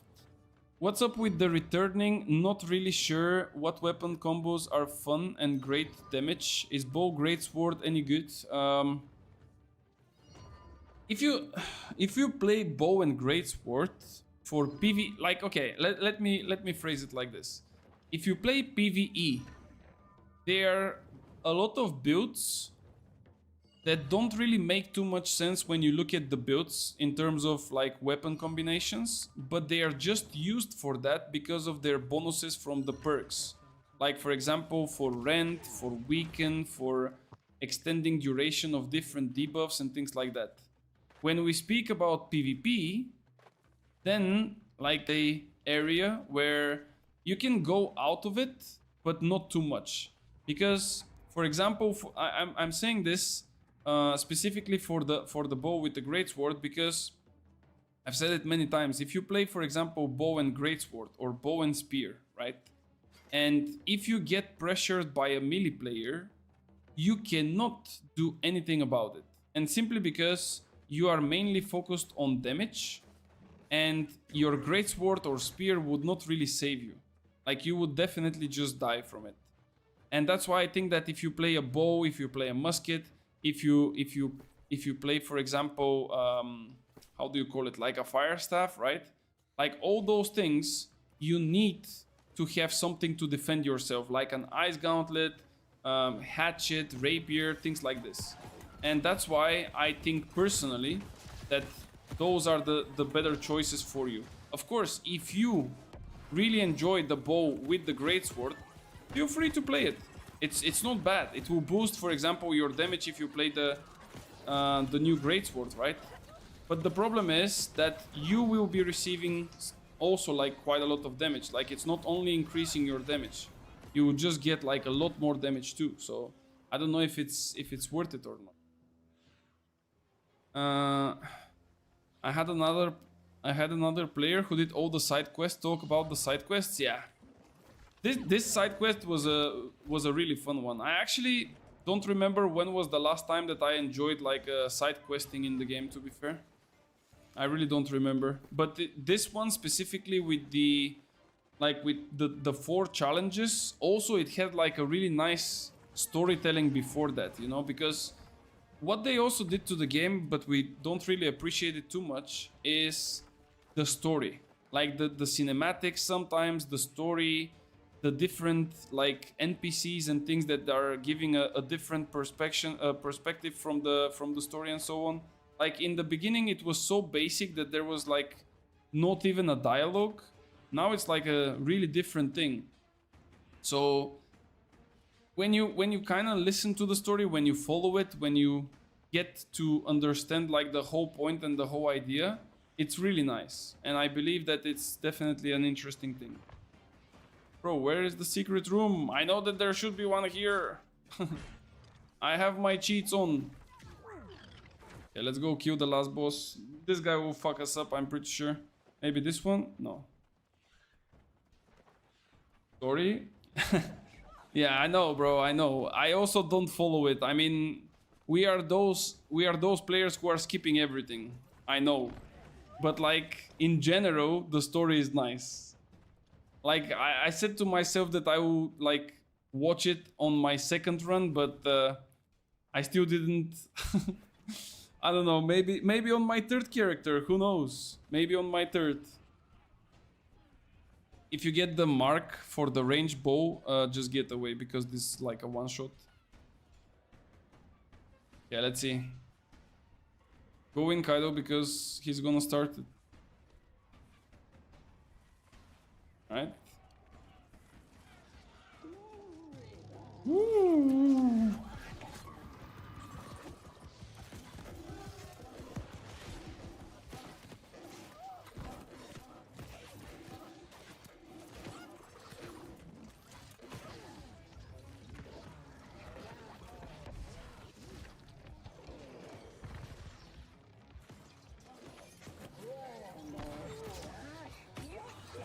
can take those to heal.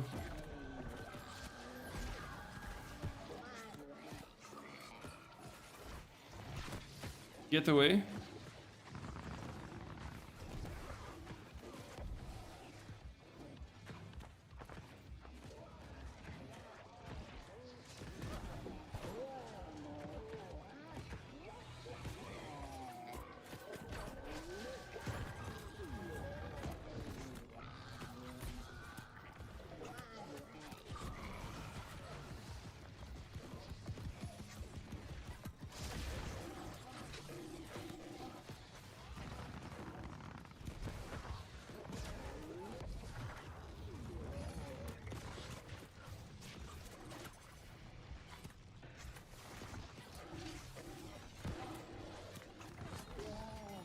Nice. Decent. Alright. Let's go out. 4 is enough. I think 4 is cool. Okay. I did all the quests for a potted weirdwood plant house item. Yeah, this one is also interesting, right? I actually saw like all of the quests once I had to finish like the whole story just so I can get all the achievements, because I really wanted to finish the game with 100% while I could, and I did it. So I also did this quest, and I think it was kind of interesting as well. I hate all the NPCs. Why do you hate them, bro? Like, what did they do to you to hate them? Oh my god, this spider doesn't give a fuck. Kaido, can you survive? I think I'm gonna revive, because otherwise gonna be bad. Do we have revive still? Yeah, we have. Okay. Let's hope that he will survive. Try to survive, try to survive. 10 seconds. Oh my god. You can revive, I think. Yeah, we have 1 revive. Just revive. And we go in. Go in, go in, go in. Oh shit, this was so close. That was so close. Sorry, wasn't here. If you answer, would you mind repeating? Okay, if it's your last message, I will read it also again. Yo, Lidic, what would you say is better, medium spear rapier or medium great axe and flail for solo PvP, OPR and arena? I think that if you want to get 1v3, 1v4, 1v5, something like this, right? I would go with the spear and rapier. But if you want to be a bit more bruisish, or whatever is the word for that, like to be a bit more frontlining, then probably the flail would be the case, because it gives you a bit more healing, a bit more invulnerability, like grit and stuff like this. So maybe that could be a good one. You even asked me the same thing in Twitch. You need to give me a second, Andre. I cannot really answer that quickly. You need to check Discord. Let me check Discord. Did you play for 12 hours? This is what I need to check, bro. I told you. I was literally all day long AFK farming Capture the Flag. I logged in the morning. I put my character on Capture the Flags non-stop, and then I left it there. I didn't do anything in the game apart from this. And what else? Did you get again the bug? What is this? Sound up? What is this, bro? Oh, holy, okay. Do you mind if we of course share this? Wait. Copy the link. Give me a second, guys. I'm gonna show you something really cool. Oh no, it does. Okay, doesn't work. I will try something else. Okay, and let's go like this. And let's go like this. Are we watching, guys? Check this out. Check this extremely good player, man. Look at him. Sound up. I don't know if it's...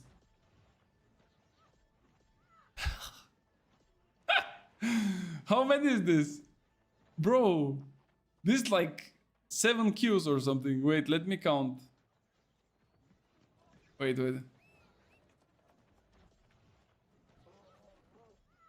3, 4. Yeah, it's like 5 or 6. No sound. You don't hear it. Damn. It's probably because of the Discord. It's a bit more quiet. But yeah, it's like 5 or 6 kills. It's at least 6. I don't know, I count like 5 or 6, but yeah. Wait. Yo, we go again or? Oh, Kaido even left? Where did he go? Okay, Kaido left us. I guess I will go for random dungeons, guys. Let me first do my activities. Do you do your activities? Do you know that the soul trials can give you those charms? And many of those charms can be quite expensive. And those, to be fair, like those solo trials are taking no more than 3 to 5 minutes. It depends which one, so it's pretty good. Let me just change to my bleed rapier, as it will be even quicker. And let's go and fight those mobs. You can't actually pass the 4k cap on Umbros. You have to keep using them in order to get more. Yes, correct, sir. You need to use your Umbro shards, otherwise they are getting to the cap and then you cannot really, you know, get more than this. So my suggestion would be, if you don't have anything to upgrade, like me for example, you can definitely look into artifacts which potentially you think will be useful for you. And if you have like some of those, you can just, you know, go and upgrade them. This is why I also like upgraded some of my artifacts at the first couple of days, simply because like I think that I will be using them eventually in the future, so why not upgrading them already from now?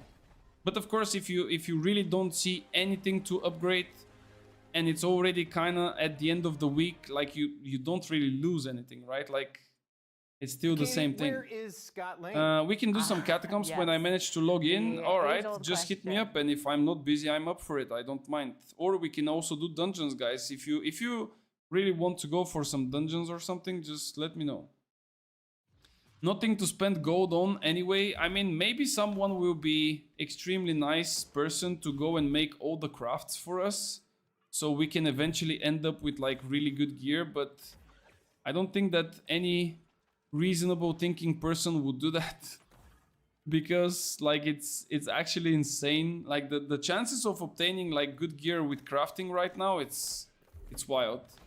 And of course, considering the prices, if one craft was costing 2 to 3k, I would definitely go for some crafts. But like crafts being 5, 6, 7k or even more, and I'm talking about if you make yourself the matrices, of course, not like buying them, because if you buy them they will be even more expensive. So the craft being that expensive is just a no-go for sure. Yeah. What are your attributes with this gear? With this one I'm playing 350. I mean, this should not be 130. It should be, let's say, let me actually use like a low quality one. I'm in a thingy now, so I cannot use, but everything above 150 intelligence would be nice. Oh, that was a good one tap. And yeah, eventually if you want, you can also go with like a lot of intelligence, but then you will be quite squishy. I think that nowadays, with the damage in dungeons and stuff, I think people are pretty fine with like 25 con, by the way. I think that the constitution right now is scaling with a little bit more than before. So technically we are getting more HP with the same amount of constitution from before. So if you had, let's say, 15k HP with 100 con, now you're gonna have 16 with the same amount, like 100 con. I don't know exactly how much is the difference, but there is definitely a difference. So it's kind of nice, and that's why it makes it possible for DPSs to just go with 25. It's not too much, but it's also like a decent amount that you can reach easily, and then still have enough points to invest into damage. It's pretty reasonable. Yeah, let's go. Last of the trials. I'm not lucky so far with the charm, but who knows? We just killed this guy, now we have to kill him again. He's losing it.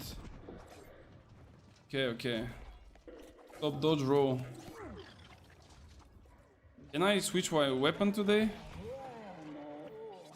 Like, this is what I don't like in those trials, when they are like doing some kind of mechanic and you cannot really focus them, right? Because if I'm able to focus him, like, he's pretty much dead, but I cannot focus. There we go. And did we get something? We got an earring and an amulet, but not really a charm. So unlucky today. It's once per day. I don't know if you're gonna get like more rewards if you do it one more time or maybe a couple more times. But I think that it's definitely worth it for like those. It's not even 3 minutes. Like it literally happens in a second. For this time spent to just go and try your luck. If you get a charm and it's one of the good ones, for example, penetrating backstab or rogue or enchanted ward or Katie, health where is Scott or Lang? harnessing, like there are actually Yes. quite a lot of them, The mostly the age-old offensive ones, of question. course. You can get a decent amount of money. Those boxes are definitely a joke. They just give you 25 gold, so that's not worth it, but the rest is pretty nice.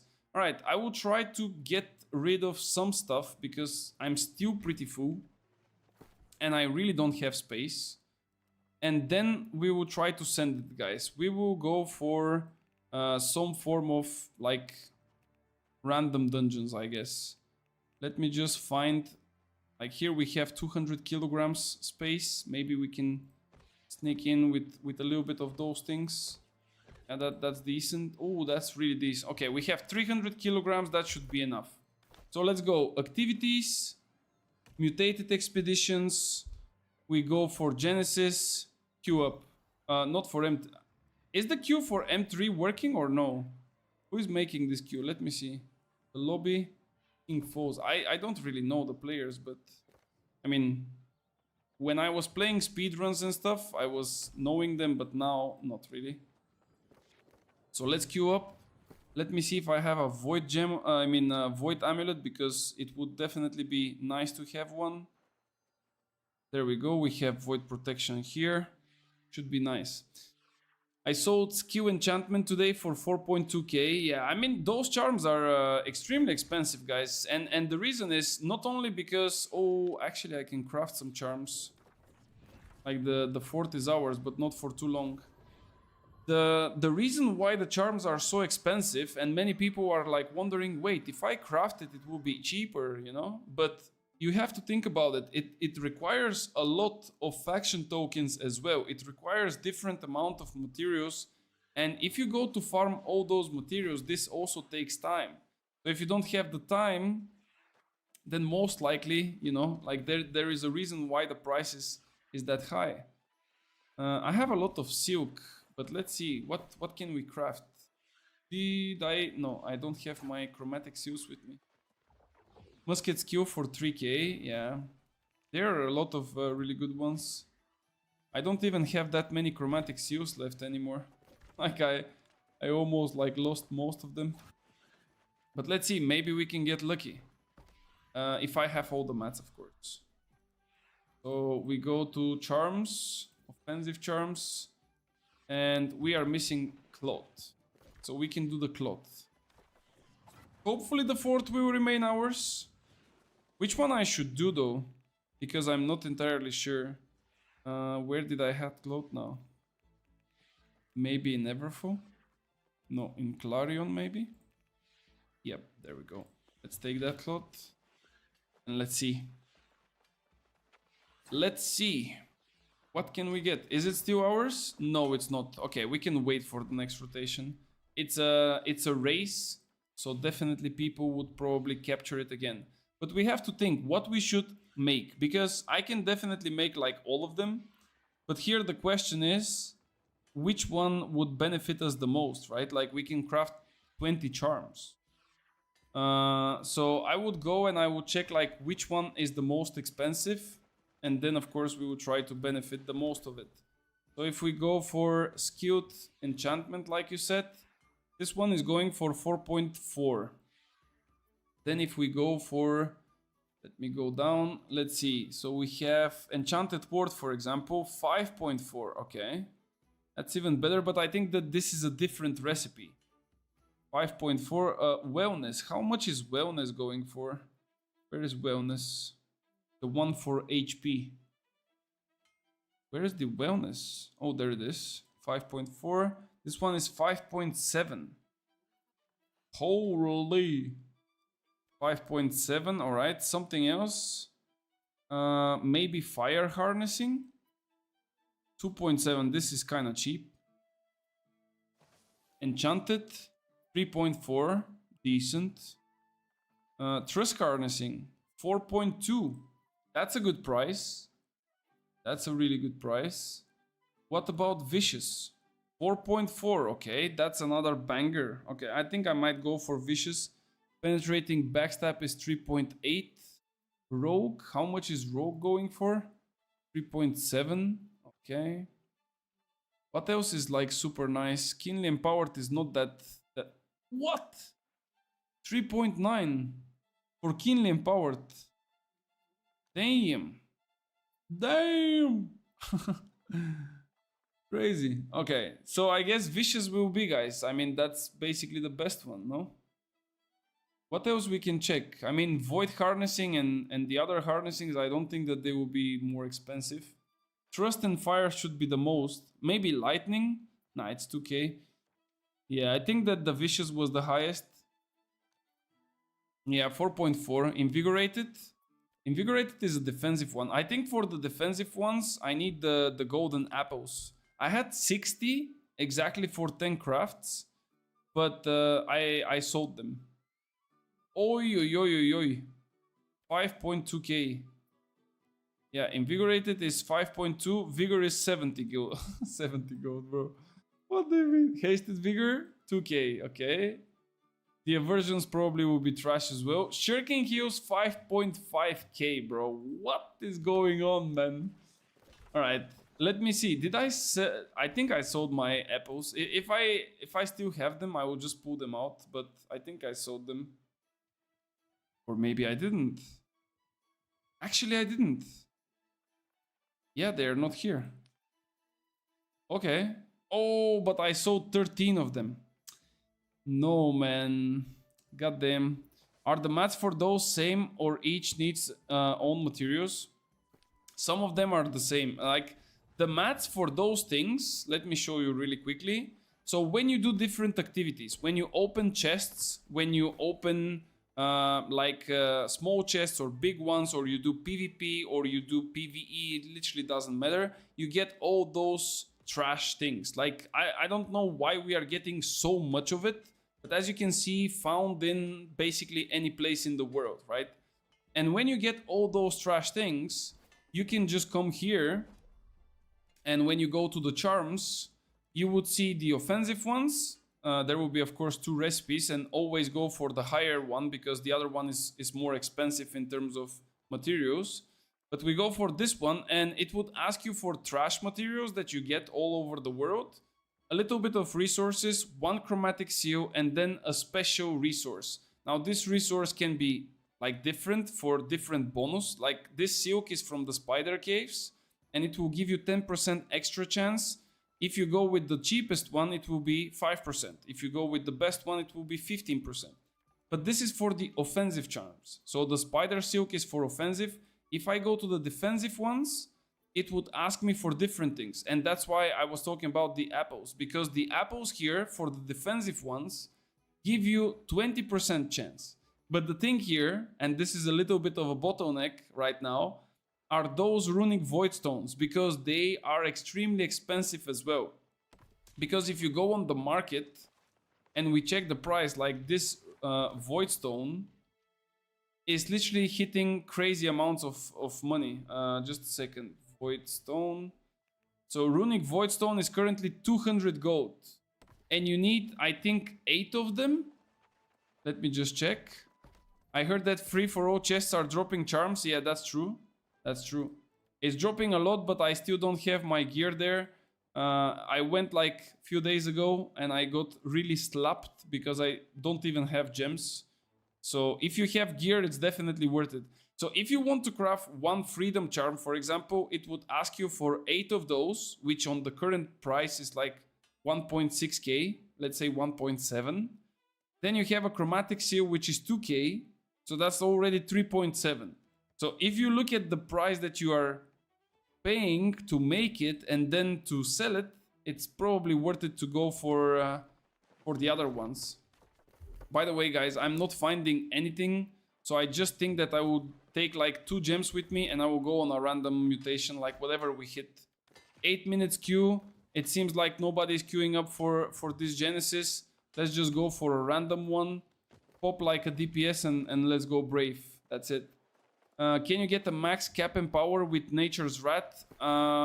It depends what's your weapons and what is your group. Solo, I don't think you will be able. But if you have a group with a sword and shield with leadership, probably you're gonna hit it. I think. I already had a build. I mean, I cooked a build that will be released probably the beginning of next week. And it's for this exact build, like a fire staff with ice gauntlet. And it will be for wars. So definitely something to look forward to. And there you will see exactly how much empower you're gonna get. Of course, you don't want to go with, how to say, you don't want to skip, let's say, skewed enchantments or other perks that are crucial just so you can get another, like, harnessing, you know? Like, you're still gonna get, like, a really decent damage. Nature's Wrath is broken in Catacombs of Fake. You don't get buffs from the Angel Shrine. Really? Holy. I didn't know that. I mean, if it counts it as empowered, then yeah, it kind of... I mean, it doesn't make sense, but that's probably the reason why, right? But yeah, I think in Wars, if people don't really focus... And I think that they would not really focus to put a lot of fire protection, because now you have also muskets and bows that are hitting like a truck. Like, guys, I'm not gonna lie to you. If you thought that fire staff was the problem, I mean, welcome to the world of muskets and bow players. I'm telling you, if the people that were really good with those weapons come back to the game and they have like a 1 week of a, you know, just to warm up a little bit, I swear you would be cursing this patch so much that they will be able to get so much damage on their gear. You will probably lose your mind. It's gonna be insane. Because now the damage that you can reach with those weapons is just crazy. And... you know, Boltcaster hitting you for like 7k damage, that's not the best feeling, I swear. It's not the best feeling for sure. Alright, let me see what we can get from this. This is actually a nice cave. Engine build on a Word document. No, this is not about engine. This is about like how it's written and how they sometimes overlook things. It's not about the engine. The engine is actually not that bad, I think. I think that the excuse with the engine was kind of a Scott Lane thingy, where if something is not really working and then it's like, yeah, but the engine, you know, like, yeah. I don't think the engine is that big of a problem, to be fair. Like, the game basically got pretty decent improvements, and the engine is still the same. So how come it got this improvement and now it's possible, but before was not possible? Like, how does that make sense? You know? I don't know. I think it's up to a person to put a little bit extra effort, or just to say, no, this doesn't work. You know what I mean? Like, just kind of being a bit lazy and calling it a day. I don't think the engine is the problem. What does Prolonged Favor affect? Does it work with something like Berserk from the Hatchet? So when I uploaded the video about the armor perks, some people in the comments mentioned that Prolonged Favor affects not only the Empower, Haste and Fortify, but it also affects, for example, different side... I wouldn't really call them side effects, but it's kind of a side effect. For example, if you play with Defender's Resolve, right? So, as you can see, it says for 8 seconds, reduce the incoming base damage from attackers by 30%, and reduce the attacker's stamina damage while you block with 20%, right? So if you use Prolonged Favor, it would basically increase this effect as well. Another guy said that Berserk is also getting affected, but not in a way that your Berserk will be longer, but in a way that the stamina, not the stamina, the haste will be extended. But the problem with Berserk, and this is kind of funny though, if you, let's say, the Berserk, I don't know, how much was it? Was it 4 seconds? Let me just check because they changed it recently. So it's Berserk mode that increases all attack damage for 5 seconds. Okay, so for 5 seconds you have the haste, right? And if you don't hit anyone, it will basically expire. So your haste will be for 5 seconds. Prolonged favor will make it, let's say, 7 seconds or 8 seconds, whatever. But then when the Berserk expires, the haste also disappears, which is kind of strange. But this is technically what happens. Like, this guy at least said that this is the result of prolonged favor with Berserk, like the combination between the two. So yeah, in fact, it works with like different buffs, but I don't know with all of the different buffs, like what is the synergy.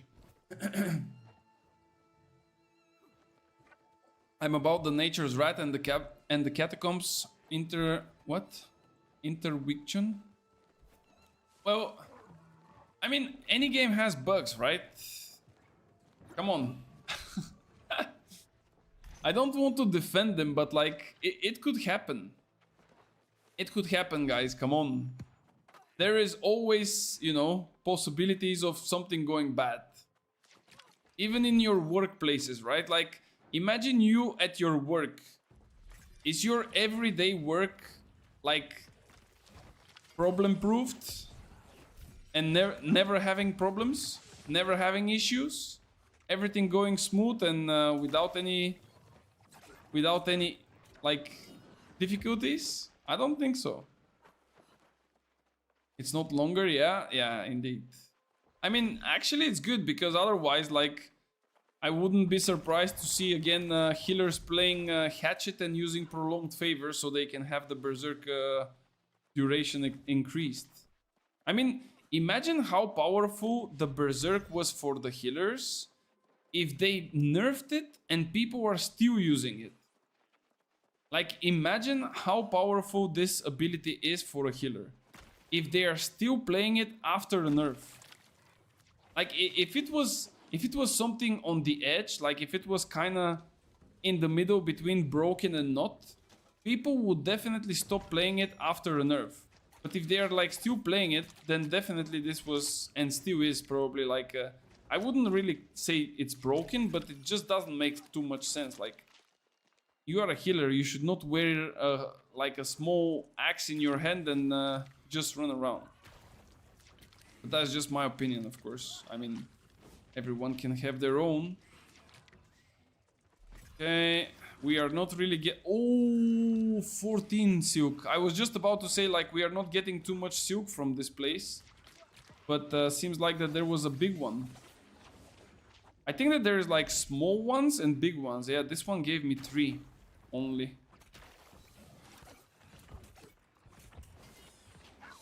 How the fuck this wolf is inside this? Okay. Let me... Can I get away from here or those eggs will explode and blow my ass? I think that we just go a little bit on the side. Okay. Another 8 minutes and another... like nothingness. Bro, why there is no people for dungeons, man? Nobody playing even random M1? Yeah, like, why people are not queuing up for that shit? Is the gear like really that bad? What do you think? I should stack prolonged favor with Hatchet? No. I don't think you should stack it with Hatchet. Probably it will... Oh wait, it found one. It says 0 out of 5, so it will pop up now. Ooh. Let's go, guys. Ooh, okay. Not bad. Not bad. I mean, I'm still salvaging it because it's not what I need, but not bad. I think if you're gonna play Prolonged Favor, you're looking for something that needs, like really needs, longer duration of buffs. Like, if you can imagine it like, I don't know, a front line... I wouldn't really call it a bruiser, but let's say someone who is on the front line and he plays with a lot of Fortify, and you want this Fortify to stay as much as possible on you, or you really need the Empower to stay with you, like things like that, you know? It could be many different things, but in general, like, this is how I would approach this build. If it's just like It's a 5-minute run. Go. Why this guy is saying fuck, man? Like, this dungeon is 5-minute run. If you're gonna go with like, I need to stack like those abilities just for one specific buff, then it's not really worth it. Why they are not even entering, bro? Am I gonna play this solo or what? Like M1 and they are not even entering, bro. Maybe that's why people are not playing dungeons.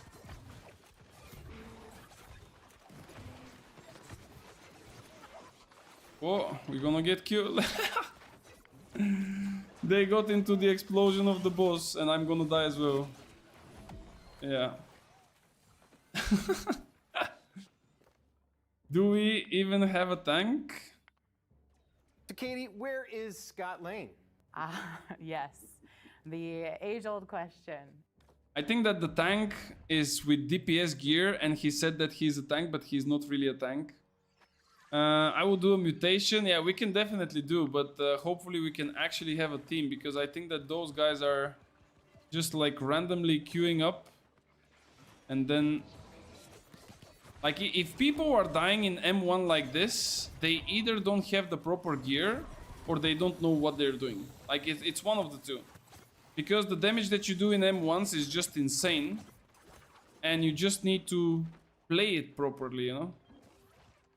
But, yeah, could be many things. Let's see. 0 rewards, you get the same stuff from the chest runs. I think that mutations are better. Like, this guy doesn't even keep the aggros, man. Yeah, he literally dies. Bro, this is an M1 and he dies on like 2 hits. And they died again. Bro, like, I swear, they don't know what they're doing. Something is wrong. Yes, it's wrong. Like, I don't know what's wrong. Probably your build is wrong, but... Like, if you are dying on 1 hit and you are the tank, I don't know what are we doing. Oh, yo. Catch this good utility in healer, but you can own fire mages and capture the... No, you cannot. And another dead. Bro, like, I swear, guys, you really need to understand how this game works. Like, if you don't know what is like hitting you and what's actually happening when the bosses are using different abilities, like, probably you should look and try to learn those things.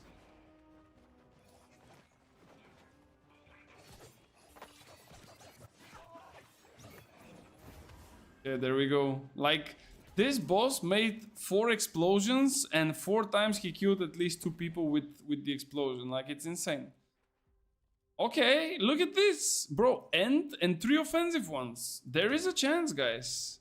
There is literally a chance. If I get like a decent 2-perker, I think I can get like 2 fixed and then, for example, like 3 slottable. I think we can definitely get something nice. Like, do you see? Bodinator is our tank. His HP is gone like halfway once he get hit. So, I don't know. I don't know what's wrong. Oh, actually, we have... Look at those. We even get charms. Nice. Hello. In your spear build guide for Catacombs, you have gear with 1 fixed perk, 1 gem slot, 1 defensive charm, and 2 offensive charms. Where are you getting those from? I really don't know where I'm getting them, man. I still don't understand fully the drop chances in the different locations. Sometimes I'm getting extremely nice things. Sometimes I'm getting horrible things. As far as I know, mutations in Mutation 3 can give you up to 3 or 4 slottable ones. But I'm not like 100% sure in that. Many people are saying that you can also get such gear in open world drops. Some people are saying that PvP track is place to get like really good gear. In my personal experience, I also think that PvP track is an amazing place. But which exact locations are for, let's say, fixed drops and which are not, I really cannot tell you.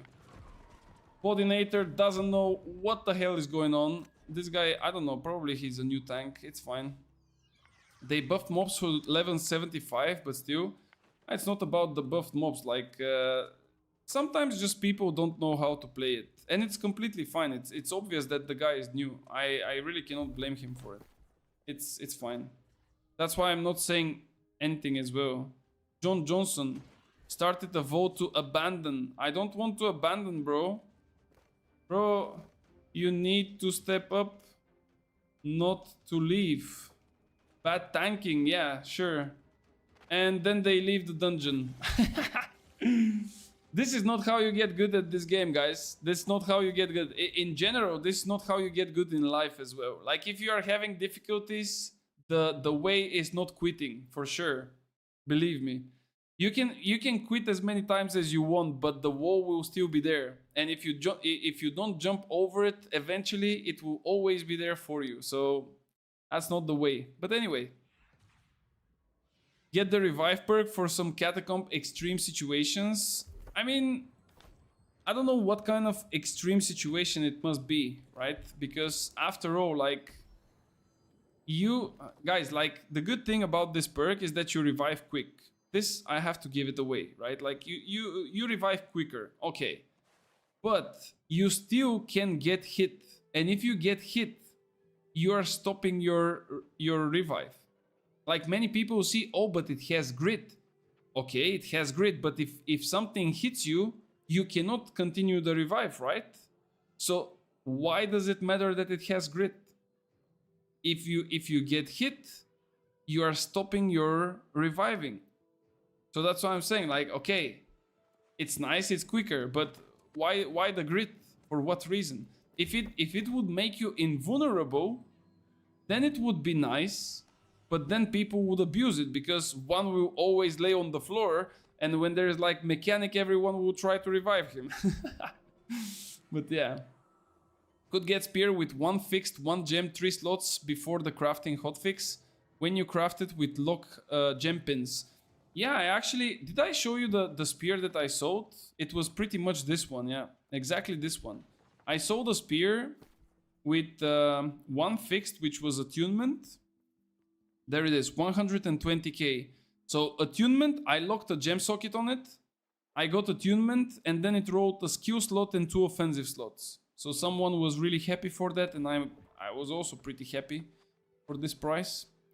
For me, there was so many times where I could not revive because of the last 15 to 20%.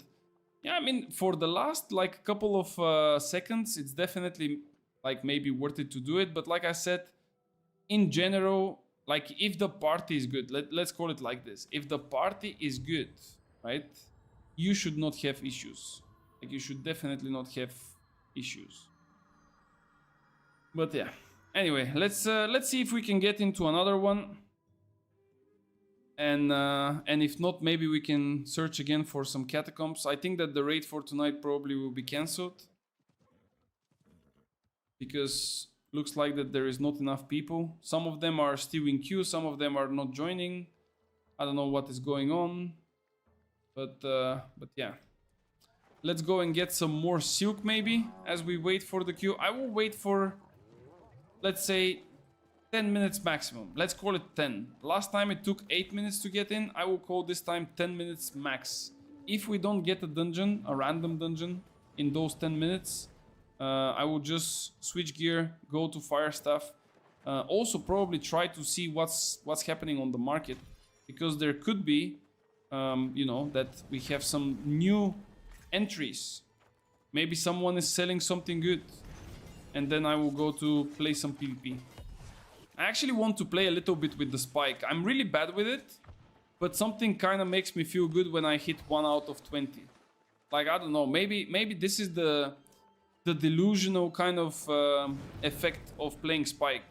Like, you play it, you hit 1 out of 20, but then you're like, oh bro, this is so broken. I'm actually so good with this. Like, you do, I don't know, like 3000 damage once every 20 times, but it's broken, right? But yeah, I should definitely play it a little bit. And by the way, wait, someone declared the war. Assassins, oh my god, that's a meme war. That's a meme war on which I probably can actually play. I don't know if they are having nowadays players though. Assassins are the company that never back down. They're basically 3 people in that company, and they are non-stop declaring on the bigger companies. They show up in a war with like 7 people, and they just stay in the war camp. Why are they doing it? I cannot really tell you. Do they believe they can do it? Yes. Will they ever stop? Probably no. I don't know, man. Like, I've never seen someone so determined to just go and throw other people. I just never saw anyone like that. But Ossi-san is the GOAT when it comes to this. He would never back down. Okay. The silk is going pretty nice. Man, we have 300 silk. I can craft so many... Wait. Guys, is it worth it? I actually need to calculate those things. Like, is it worth it to farm those caves? Bro, this might be the way, actually. And then you go and you farm like a little bit of PvP tokens. I mean, faction tokens, right? And then you just go and buy chromatic seals. You wait for the fort in Weaver's Fen, and you just roll a lot of the offensive ones, like the offensive charms. Like, people are buying those things, man. Oh, you can do the same with the fire stuff? Damn, I didn't know. Nice. I mean, it makes sense, to be fair, but... Alright. Is there more here? No. 5 minutes gone. Now we need to wait a little bit more, and if we don't find anything, we can just call it a day. Where is the next cave? Maybe I will do like one more cave and I'm out. By the way, did someone of you try to farm the black feathers here? Because it says like source of black feathers, but I didn't really farm it. I made 67k with that method. Damn! The problem is where I'm gonna keep all that money. That could have been a nice one, but... Like, I'm almost 900k, guys. I definitely have to do something to spend a little bit. And yes, I know. You can help me a little bit by carrying some gold in your pockets. I know. I know that you can do that, guys. I know. By the way, there is another mission. Now when I'm looking into the map and I see this question mark here, I'm not sure if any of you did all of his side quests and stuff, but earlier we were speaking about it. But there is a mission that you need to go on statues. Probably you've noticed that there is like a lot of white statues with which you can interact, not with all of them, but with most of them. And when you interact with them, it gives you territory standing, and it also progresses a quest.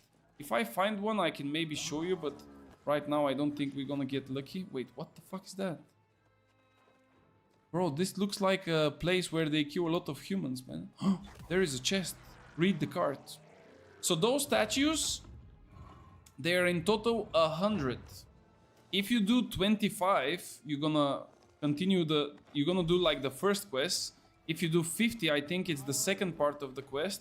And at the end is like 100. So if you do all 100, one extremely big chest will open for you.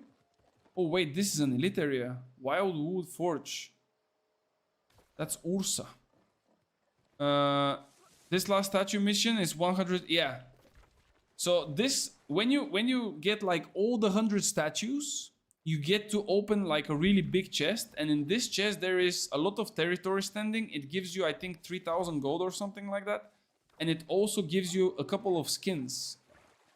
So I'm not sure if I should do it on stream, because it will take us quite some time, not gonna lie. Like 100 statues, I need to open the new world map to see where they are. I think I already have like around 30 or something just by regular play, but like each and every spot will be kind of difficult to find. And or I should do it like during the mornings when I'm kind of AFK, but I don't know. Maybe we will do it like once on a stream or something like that. We'll see. Let me try to farm a little bit of those feathers. Let's see how does that work. Here I think you need the special potion. Oh, Can I... Please give me... No! It didn't give me anything. I didn't manage to hit him. Here you need the special potion that sees through, like, the secrets of Night Haven. But I believe that if you follow the guys where they are going, right? Like, if I'm just following them, it might still work. It might be still... I might be still able to kind of go behind them and just review the area. Because there is, like, invisible paths. Like, you see, for example, this guy... I saw last time a person walk. You see this guy there? They are literally walking in the air. So let's see. If I do it like this... Wait, I have another idea. If I shoot like this, I can see where I'm going as well. Okay, this is ending like somewhere here.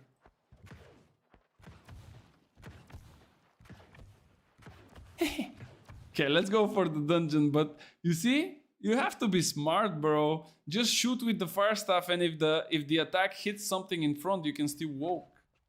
There we go, Genesis! Yay! Finally, we get the dungeon that we needed. The bundle of Umbro shard crystals from the PvP track can give over the 4... No, it cannot give you over, but I just didn't take it because I currently don't even spend my shards on anything. Actually, I can spend it on the Inferno. Let's spend it on the Inferno. Let's do it like this. So the Inferno is 800. And now I can take those 500. Easy peasy. Wait. Bro, that was a scam. Did you see this scam? Bro, this was a scam during daylight. It says 500 and it gave me 400. What? Just buy the potion of fools? Nah, bro. This potion is too expensive, man. I don't have money for that. I have almost 1 million, but I would not spend 100 gold for that potion. Plus, it's more interesting when you just try to, you know, just try to walk blindly. Maybe you hit 4k cap? No, I don't have 4k cap. I spend it more. I have 3.4 now. Hey, I wanted to ask you about the rapier. When using fire staff and rapier, which perk on the gear set should I farm for PvE? For PvE, ideally you want to have sacrificial empowerment because it will give you a lot of damage. And then you want to get, if you are going to play, for example, bleed rapier, skill enchantment would be really nice. If you're gonna be playing evade rapier, probably vicious would be really nice, and so on. As I see that you are already a member of the channel in YouTube, I would suggest you to check the video which is about the rapier, if you didn't do it already though. And later, maybe tomorrow, I will put it for the members and it will be available on Saturday for everyone. There will be a video about the bleed rapier, and on Sunday there will be a video about the evade rapier. So there you can see like a whole, you know, explanation and description of what are the best perks, how to achieve them, and stuff like that. But like in general, the idea is pretty simple. You just want to stack a lot of damage. Like rapier, guys, is mainly this. Like rapier is a lot of damage and you need to learn to move quickly. If you manage to move quickly and to know when to dodge, how to dodge, and so on, it's an easy clap. But if you cannot, then it's a bit of a problem. And this, of course, now it's a M1, so it's... Oh my god. And we don't have any crowd controls. Like on such dungeon, if this is an M3, like we would have been already dead. I'm not gonna lie. We would have been already completely dead. Because this is not the way to do this. Here, for all those soldiers, you need to have like some kind of crowd control. So they would stay non-stop on the floor. Here, as you can see, the tree is almost dead for us. Let's see if someone will take it, though. That's some serious hoarding. What do you mean serious hoarding, bro? Like, why should I spend my money on things that I don't need? I literally don't need those things. I need, like, gear, but I don't need potion. Oh...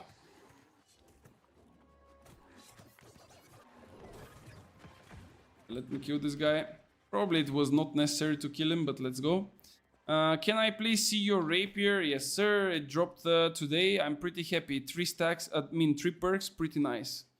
Rogue Vicious, 30% increased damage. Better using any gear set. Gear sets are trash, by the way. That's why I'm saying that a lot of gear sets are completely trash, but people are still believing in you know. What? Why did he... Why he's targeting me? I thought that it's on another person. The gear sets, most of them are complete trash. Maybe some are nice for PvP, but in general, like if we speak about PvE, they are really, really bad. Many people believe that, for example, the... What was the name? Not the Enrage one, but the other is like super nice, but it's just a bait. It's really just a bait. I think that with like gear that you obtain from different places, you can get 10 times better stuff than going for those sets. Not gonna lie. It's really the overcharge. Yeah, this was. I'm liking the overcharge for BB fire stuff. Yeah, but you like it because you can keep distance, right? Like if you are a BB player, I agree. But you need to be sure that nothing is hitting you. Because if you are getting like consistently hit, it's not worth it. If you play melee, especially the new raid, if you play melee, guys, in the new raid, especially the second boss or even the first boss, there is no chance that you would not get hit. Like there is literally no chance on earth. Unless you are just blocking, and then of course you are not doing damage, so there is no point. But yeah, and also another thing that you have to know as well is that those sets, most of them, they give empower. So if the set is giving me empower and I'm already like at empower cap, like what's the point of that? You know what I mean? Like if you are empower capped and this set is giving you an empower, why do I need it? I literally don't need it. But yeah.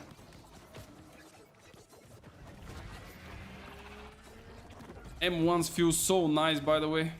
Everything dies so quickly, by the way. Okay, this is an old gear.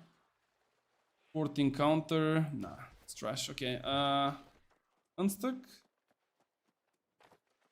We skip it or we kill everything. I don't know what those guys want to do, but actually M1 is a decent place. You can get like, bro, imagine this. This is a 3 skill slot, right? But they are replaceable. So if this was, just assuming, Disdained Infliction, Porting Strikes, Gem Socket, Skill Socket, and Offensive Socket, that's pretty much biz gear, man.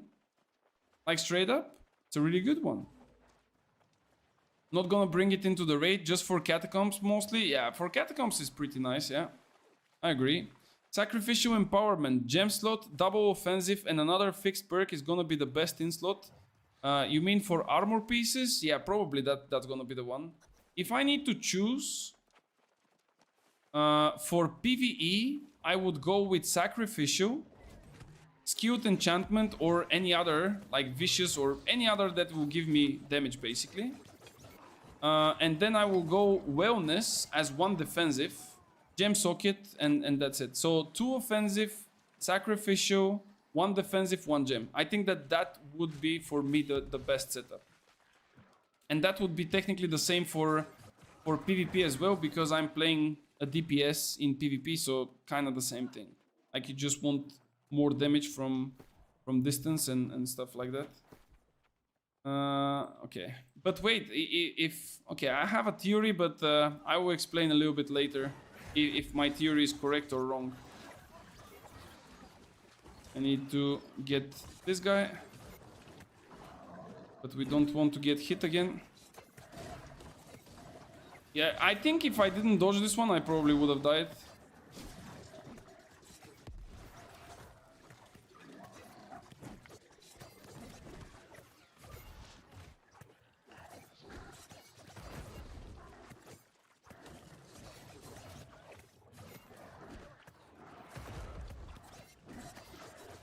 Okay, nice. Please don't hit me. All right. Let me help our healer because he's in deep trouble. There we go, bro. Easy clap. That end perk with Thwarting Strikes, is it good? Well, RS, you're gonna find out pretty soon, bro. This is also a really good fire staff, by the way. I might use it. Is potent energy, but this doesn't have a gem, it's not good. Oh no, this lol, this guy dropped the flame, bro. Oh no, man. Bro, there's like so many new players in this shit, it's actually funny. The guy came to the end and he dropped his torch, man. Oh my god. Oh my god. Did you miss the bag? Wait, where? Where did you see the bag? There. Oh. Oh, it's a legendary one. Wait. There it is. Bro, gritty iron, that's big. The 4-slot gear from entry is kind of ass too. Yes. I think that it is indeed ass. Because since we have to wait for the guy with the torch, I will basically go a little bit over my theory about the rapier that I was about to say a little bit earlier. So the thing is, some perks are fixed, meaning that you cannot really change them. For example, Plague Crits is a fixed perk. Thwarting Strikes, fixed perk. Hated or Hatred, whatever, fixed perk, right? So my perfect rapier would be Disdain Infliction, Thwarting Strikes, and End. Those three are all fixed perks, which means that if I go to dungeon, like M3, and it gives me one fixed perk with 4 open sockets, I would not be able to get this one. And I think in general, the only good thing that this can benefit you as a farming like M3s with a one fixed and all of the ones to be replaceable is for armor pieces. Like if you want to hit an armor like this with sacrificial empowerment and let's say 4 replaceable things. It could be offensive ones, it could be gem, it could be, you know, skill slots and stuff like this. But for weapons, definitely the M3s are not the way. Like 100% it's not the way. Because as you can see, like you get, like sometimes you get like 2 to 3 fixed. And if it's M3, probably it's gonna be 1 fixed. And this is not enough. Like you don't want on the weapon to have, I don't know, like keenly jacked and enchanted. You want like the fixed ones because they are 10 times stronger. So I think that's why like probably dungeons maybe are not getting farmed, but still people should be aiming to get them because the armors are also nice. And thwarting, double skill and gem slot is Beast Rapier. No, it's not. If you don't have Disdain Infliction on your rapier, you're losing a lot of damage. And if you don't believe me, you would see the video that is coming on Friday and also the video that will come on Saturday and on Sunday. It will be all about the rapiers, guys. And I will prove everyone who was doubting, even though there were not that many people doubting, but everyone who was doubting that like the beast perks on the rapier are not always the ones that are getting taught around the community. So yeah, but we'll see. And of course, if you want to see that video right about now, you can... Oh shit, I thought I dodged that. You can still do it if you become a member of the channel in YouTube. I'm really sorry that I cannot like somehow mix it with the subscribers in Twitch. It just doesn't working like this, but I would definitely do it if I could. It's so nice to have the old perk of the flurry, by the way. Like I still have the old perk of the flurry that gives me like invulnerability.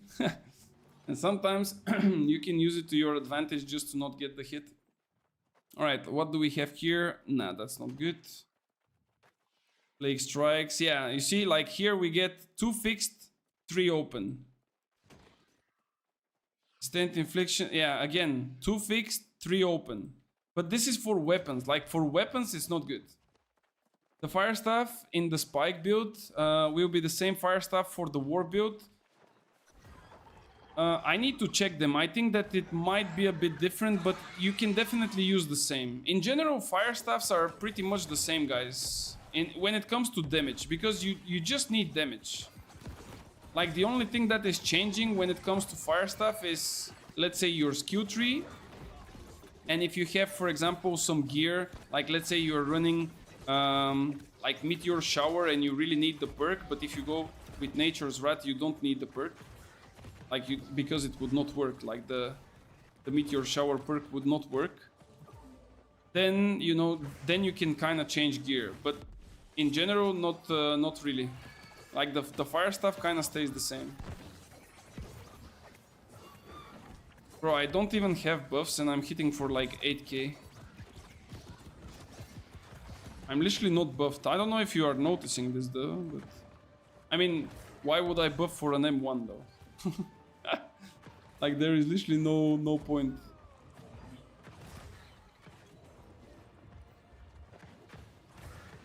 He should be going out. Oh no, it's one more.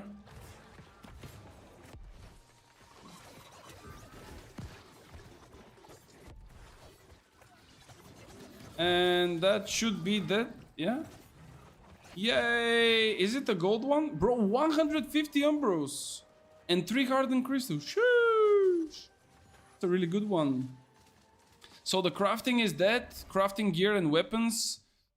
I think that crafting of weapons is definitely not that, but the chance of you getting really good craft is just lower because now you are rolling for 5 random perks and not 4. 4 was definitely high, but kind of still, I would say, doable. But like 5 random perks is getting a bit out of hand, I would say. Like I think it's just a little bit too much. Like it's a little bit too much. This is not bad one. Who is looking for me? Go Catacombs? Yeah, Devilish, we can definitely do. I'm just getting out of the dungeon. Yo, Dallas, what's up, man? What's up, what's up? I'm good, man, I'm good. How are you? Which BB perks are best in Firestaff BB for stuff like Catacombs, double attunement? Yeah, the Blunderbuss can definitely benefit from the attunement because after each reload you would have the attunement ready to proc again. So if you shoot twice, one of the shots will be with attunement on it, and that's a good thing. So I think that attunement is a nice thing. Would I go with like 3 of them? I'm not sure. I would probably go with Sundering Stacks on it. I just salvaged 1 piece with it, but I was going to explain why. Sundering Stacks is really good on a BB because you consistently apply it and you get like a lot of reduction of armor on the enemy. So it's really good. And you can also probably go with... let me actually think which other perks are available because there is so many now, it's actually insane. You can definitely go with the Gem Socket. Gem Socket is a must, to be fair. So Gem Socket, Sundering Stacks, Alacritus Punishment. If you can get the Close Quarters, but I don't think it's possible to get Close Quarters and Alacritus Punishment together because Alacritus Punishment comes only from PvP and Close Quarters is an infix. So, yeah. I think we go here, guys. Bro, where? Oh, like here.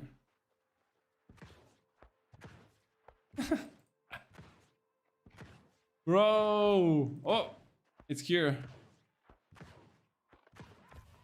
There it is. No! I missed it. Goddamn. But yeah, it's kind of funny to go like this. Okay, let's go. Anyone else who is currently on Nissa and wants to go Catacombs, guys? Anyone? Anyone? Anyone?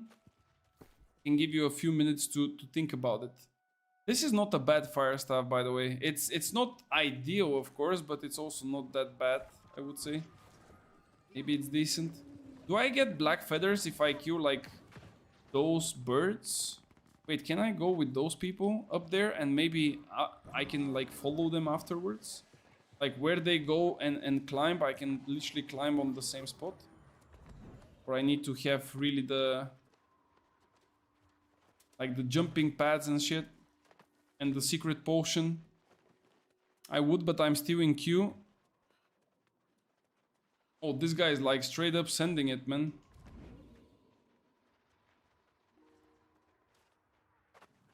Bro, he lied to me. Have you tried the gorilla farm? Nah, I'm not really a fan of those. I mean, I can probably try it tomorrow while I'm like standing AFK and stuff, but usually during stream I don't really do those things. They're just too boring for me. It's I don't know. It's actually funny to see, like, one day you see, for example, guys, you need to farm this pot because it's broken. Then the other day you see, like, similar video. No, this pot is not broken anymore. Go for the other one. Like, what is this, man? Every day there's like, oh, farm this, farm that. Like, I don't know. But I will go. I will check like what drops and stuff. I mean, it's all about luck, right? So yeah, let's see. Bro, I swear I cannot do this. I will not even try anymore. Let me see. Do I have someone who is online and wants to go? Maybe Ravgo wants to go. You still busy? Let's see if he wants to. Mr. Yakuza is here, but he's angry on me for quite some time. He didn't come to the stream. I think he got angry when Dizzy was making jokes and then he left. We need an extra back slot. That spot drops too much gear. Yeah, but what are they farming? Like, are they farming the 3 elite gorillas that are spawning in Zurvan, or they are farming like something else? Because I can assume that maybe they are farming the elite ones, and they kind of have like a decently quick spawn. I think it's like 3-4 minutes. 4 named gorillas, yeah. What are the drops from there? I mean, if the drops are with 3 fixed perks and you get weapons, then it could be a nice place. But if they drop like mostly armor pieces with 3 fixed slots, then it's a horrible place. Like we literally just discussed this. And why it's like this. I can also explain it again if you guys don't understand. They drop 3 fixed, but is it mostly weapons or? Because if it's not weapons, if it's armor, right, and you get, for example, sacrificial empowerment, most of the time you would get like conditionings, you would get like, where is it, the freeing aggression or something like this, and then your armors are kind of shit like this. Mostly weapons and armors. I mean, I don't mind going for like, let's say a couple of minutes just to see what's popping, but I don't know. If you guys want me to, I can go. If not, we can just try to farm a little bit. But we need to find a third person, though. We don't have a third person. Yo, Devilish, do you have someone? Let me ask you in game. Maybe you're not listening to me. You have a third? Yo, why are you hitting me, bro? Announcement. Oh, that's right. We You wanna announced start a console. fight? Damn. Sacrificial and prolong is a must? I don't think so. I don't think that prolong is a must. Like, why do you need prolonged so much? What's the must in prolonged? Yo, El, do you want to come with us, by the way, in Catacombs? You wanna hop on? You just gave me an invite, so maybe you want, but I have to ask. Wanna be sure? Bro, I cannot hit this bubble. I'm in OPR right now. Alright, let's wait for you then. We are waiting for you and then we go. No pressure. Why would you want to have prolonged Ares? Like what's the goal here? Like which weapon needs that much prolonged buffs? Unless you are, of course, like I said earlier, like running, for example, melee, and you really want to keep your, let's say, fortification or whatever. I really don't see another reason to run the prolonged. Because in PvE, you would constantly be at max, like max empower, and you would have like all of the necessary buffs as well. So, I don't know. But maybe I'm missing something though, so that's why I'm asking. It's not like to just disagree with you. I saw someone saying, I mean, that's the thing, like people are saying a lot of things, right? Like That's what I'm always saying as well, guys. Like, people will be saying things a lot, but the question is, can they back it up with some words? With some proofs, because words don't mean a thing if you don't have anything to prove them. And that's why when I'm doing, for example, like videos, when I'm trying to say something about a build or something else, I'm trying to also give you, let's say, numbers and things so you can see it for yourself and you can decide if that's correct or not. And of course, if you don't agree with my statement, you can say, wait, this is not really correct. Like, what you're saying is wrong. This doesn't work like this. If someone is just saying it, just ask him next time, like, why do you think it's the case? And then if he says because it's like this, then you already know that this guy is like hot air and nothing else. Like, it's no logic. You know, like, it's just, you cannot just say this is a must, but then, like, if somebody is asking why, then you cannot really explain yourself. This could have been a nice fire stuff, by the way. Like, could have been, but kind of far away from it. Okay, so it seems like the random gear that drops is most of the times 2 to 3 perks locked in. 2 to 3, I don't know if it's good or bad, but take it. What can we do about it? Alright. And I'm again close to be completely full. Bro, like, what are we doing with all those things, man? There is way too many things dropping. That's way too much stuff. Is the 4th hours already? Oh my god, it's still locked. I'm ready? Alright, let's go. Do you think I can play with the bleed build in the catacombs the same way? Should we try? I think I will try. Guys, you would not be angry if I try it like this, right?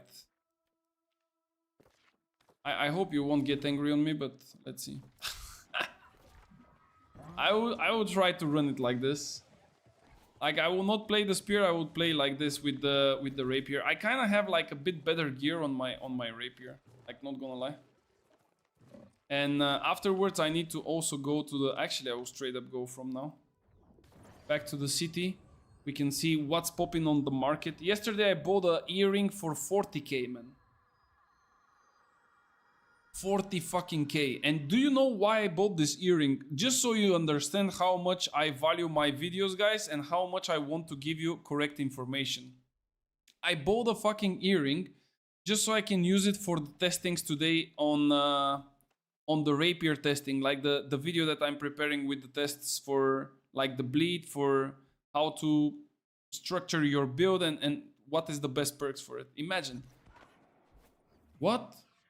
Okay, this took a little bit, but alright guys, you know the drill, right? Like, we split a little bit, let me do my thing, you go do your thing, and we poppin'. I just need to check if my boot is if my if my food is correct. Let me pop some random foods just so we can look, you know, strong.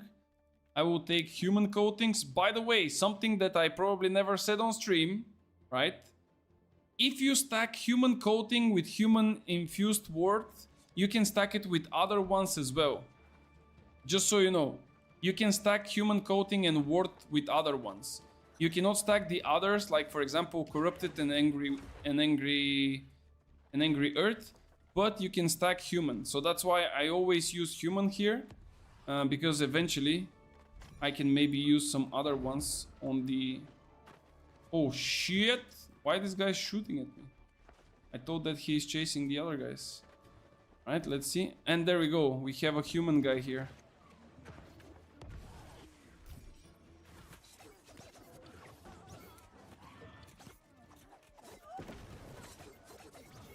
Okay, that's not good. Thank God I have an evade here.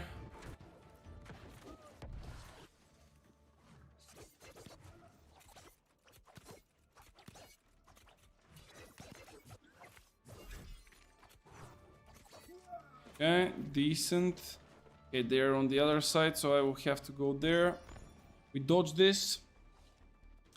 Good human coatings. Nice, nice, nice. Okay, let's find this. By the way, did you find your card in the... This is a secret room, by the way. Looks like one. It's not a secret room. Shit, this room is also bad.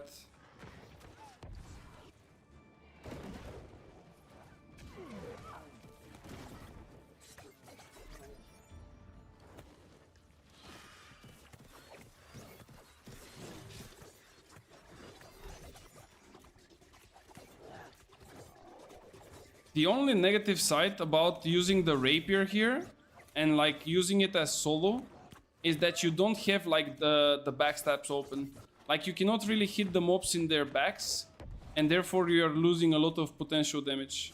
Like that's why rapier is not good for this place. It's good if you do it with like people and they just block.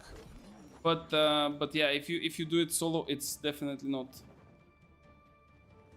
The motherfucker throw me in the flames.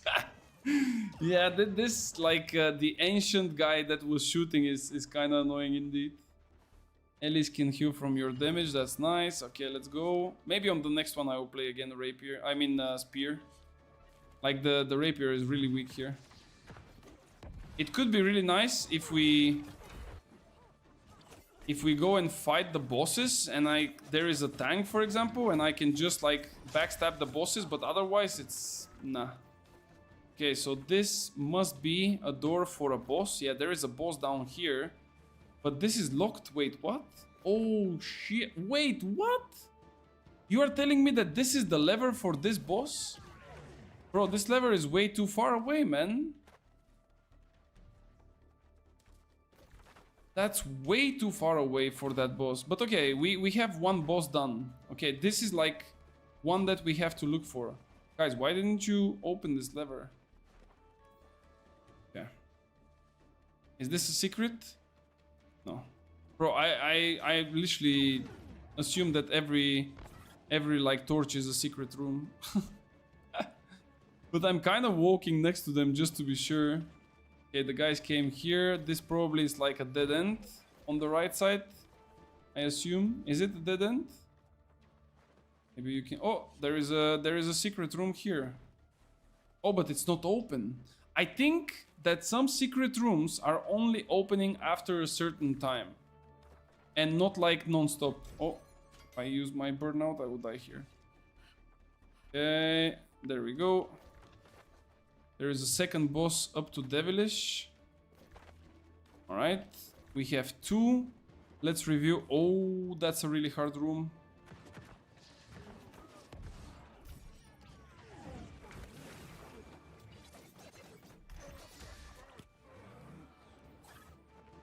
Okay, let's see.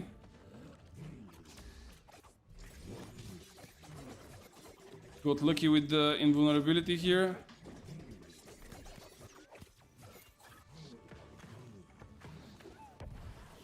He will charge probably. Oh no. Let's see. Okay, I can maybe tank a little bit. No. Okay, this was decent. Could have been way better, but it's fine.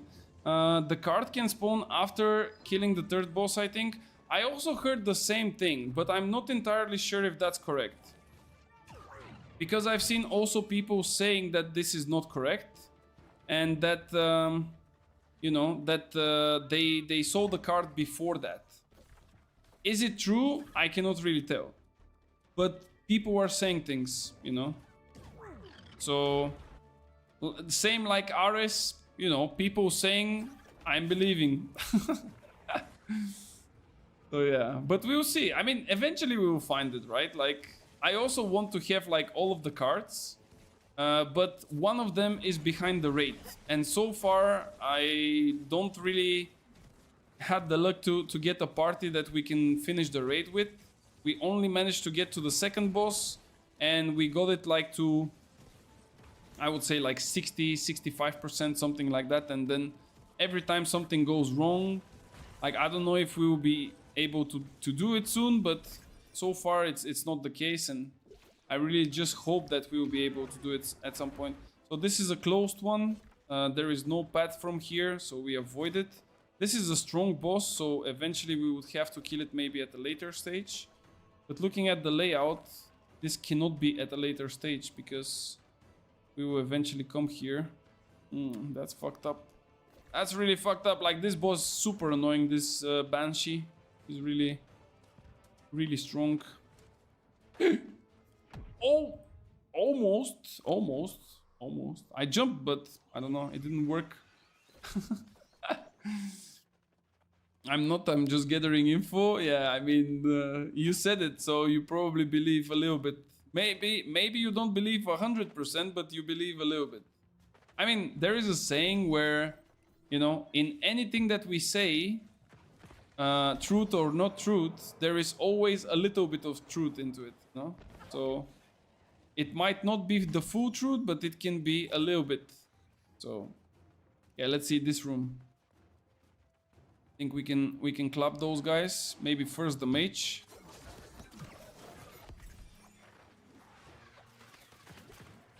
Okay, there we go. The nice thing is that when they are corrupted, you do like a lot of damage. But as you can see, like I'm definitely not hitting the back, and I'm losing so much potential. Because when you hit in the back with the rapier, like you get all the cooldowns going, and it's really good. But when you like do it solo, or you get like the aggro, you just cannot do anything. Because you are hitting the frontal, and when you hit the frontal, it's just like no damage at all. This could be... Oh, there it is. This is a secret one. Bro, I'm literally going on every single torch. Yes. Please give me the card. Give me the card. There is also... Not only the card, guys. There is also like a chest. Kaido found it once. It's like a regular supply chest that gives you gear, and it also gives you like 500 coins. It's definitely not the best way to make money, but I think that nobody would say no to 500 gold out of nothing, right? I think it's a decent thing. Maybe this one here? No. This one? No. Oh! Elite found one. Yeah, he will call us if there is something in it, right, Elite? You will call us. Hey man, can I find you? Wait, what? Can I find some where you built? You mean my builds? Probably you mean this. Wait, I'm gonna die. I don't think I can like lifesteal for that much. I'm lifestealing, but not as much. Okay, let's try again. Bro, nah, I think that the spear is 10 times better here. Like, no joke. On the next one, I will go with the spear. Yeah, for sure. Yes, you can find my builds if you type ! and builds. The bot will send you a link for the Discord, and there you will be able to see all the current builds that I have for Season 10. Of course, those will not be the only ones. Oh my god, we also have bosses up there. Bro, how much is this? 4 bosses already? And then, of course, if you really wish to see what is already Yes. published, you can also check age-old my YouTube question. channel, because there I'm publishing all of the builds as well, so you can see it there. Bot doesn't work. It's builds with an S at the end. It's the same way as it's posted on the top right corner, I think.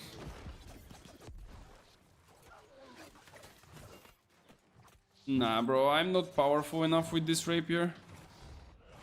Yeah, rapier is good for back hits. I will change to spear. Yeah, let me just kill this guy, and I'm changing. Buff up. There we go. Now it works. Why you are not fighting anything? Just exploring? Yeah, we just explore so we can get the maximum amount of buffs. And then when it's time to fight, we will just... go backwards, and we will fight the different rooms, like one by one. Summon a monster, allies, critical, this one. Okay. So we are just like buffing up ourselves, and then we go back hits, sus. What do you mean? What do you mean sus? It's called back hits, like backstabs. I don't know. Back hits, it's the same. Okay. Guys, we probably have a couple more minutes to explore, and then we have to run it back. Because usually, oh, there it is, the fifth one. Maybe we can do 5. Maybe if you come to me, we can come up here and do this one up and then go backwards and probably try to get 5. Because usually you don't have enough time to explore like literally everything, but you have a decent time to find like 4 or 5 bosses and then to try to do them on the way back. And that could definitely be the case here.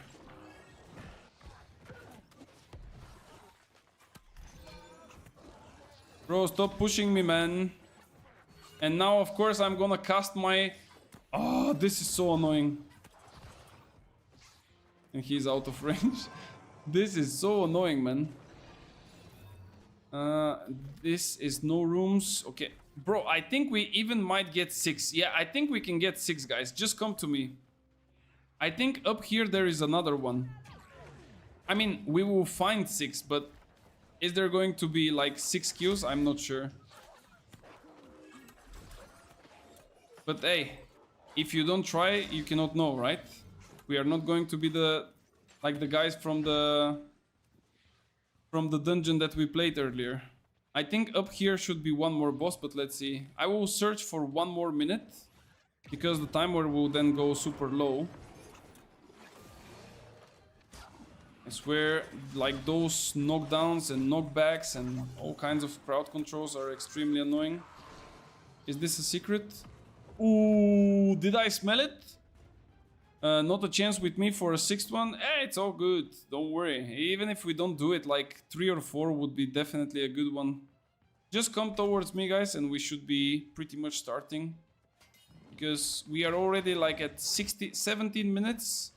So I think ideally at 15-minute mark, if you want to hit like 6, you kind of have to start. Like you don't have too much time. And especially with the later bosses being harder and harder, like the more you delay yourself, the worse it gets. So you definitely cannot wait forever. Okay, let me kill those like that. I will buff myself after I kill those.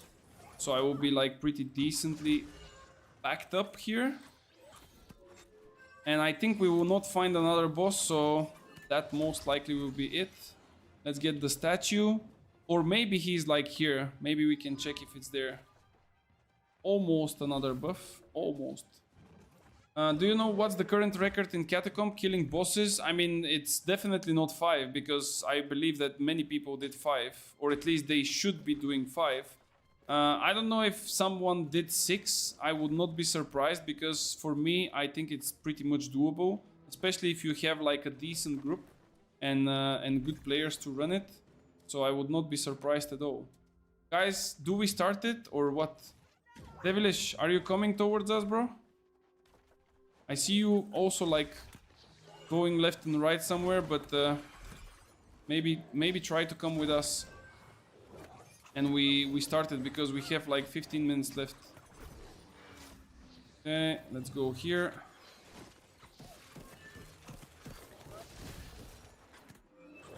This will give me 1 more buff, because it will spawn a statue. I don't know if the guys are buffed up, but I'm pretty packed up now. And I will just go up to here to see if there is anything, and if there is nothing, I will just go backwards. Because, yeah, it is. Okay, let's see. Let's start with this one here. Devilish, can you solo this one? Maybe he will hear it way too late. Yeah, we will probably run out of time for the 6th one, but I think if Devilish goes to solo this one down there, maybe we can do it like this one. Because now we have them revealed, but you need really big damage for the 4th, 5th and 6th. Like, at the 4th, it's already like hard. And I'm not saying that it's hard in terms of like not being able to kill it. It's just because it hits you for 20k damage. So if you are not able to dodge the attacks of the boss, you are pretty much dead in 1 hit. Like, you don't necessarily need a tank, of course, because this would slow you even more down. But if you have like a decent damage, it's possible. Many people have gotten 6. Yeah, I wouldn't be surprised. I definitely wouldn't be surprised. Devilish is not watching the stream. He doesn't listen. Elliot, we go, go, go, go, go. Come in, come in. Let's go, let's go. We do it. This is like a level 1. Just don't die. Keep on distance if you want. I will try to go a little bit closer. Let me rend it for you.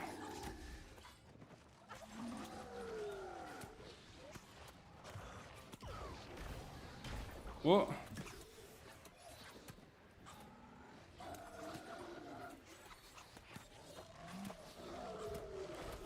So here, for example, we didn't really wait too much for Devilish because waiting for him would have taken us too much time. That's why I wanted him to solo this one. Because if he's solo, and we are of course in chat, we can say to each other, okay, wait until the last second, so the boss is like 1 HP, right? And then, just before killing it, we basically coordinate so we can kill both bosses at the same time. And this way you are technically fighting the boss through the whole duration on like lower level, like level 1. And then when it's time to kill it, you know, he will be like level 2, but it will be just for like 5-10% of HP. And then it's definitely doable. You are not like fighting it for the whole duration. Max buff is 18. Yes, I think it's 18 indeed. I'm not sure, but I think it's 18 indeed. Max buff is not 10 for sure. I've been on 12 and stuff like this already, so it's definitely not 10. I don't know if there is a Nisa chat group who did like 8 or something like that. You cannot do 8 because there are 6. Like there is no chance that you can do 8 when there are only 6. This is a secret room. It's not. This is an easy boss though. Now this is a waste for us because this is an easy boss and usually you want to fight those at the end. But I guess it is what it is. Just don't get one tapped. It's okay. Devilish, maybe you can revive. And now the boss will come from somewhere. Don't get one tapped as well. This charging ability is super annoying because sometimes he does it, sometimes he doesn't. And if you are not sure if he will do it, he can literally one-shot you.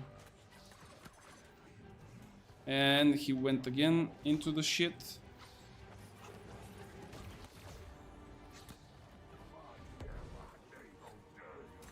But I think if we just play it on distance, it should be fine.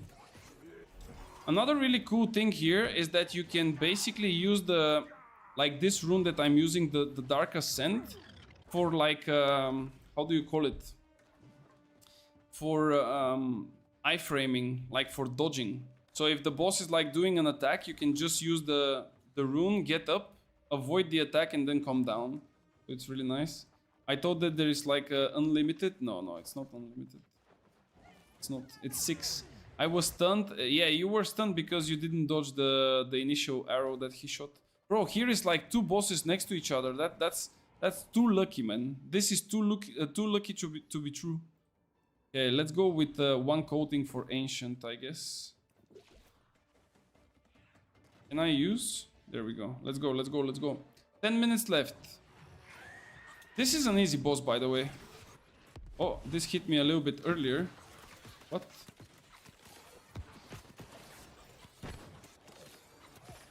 I mean, my guys are broken, bro. Like, what is this damage? Oh. Stay stacked, stay stacked. Let's hit him.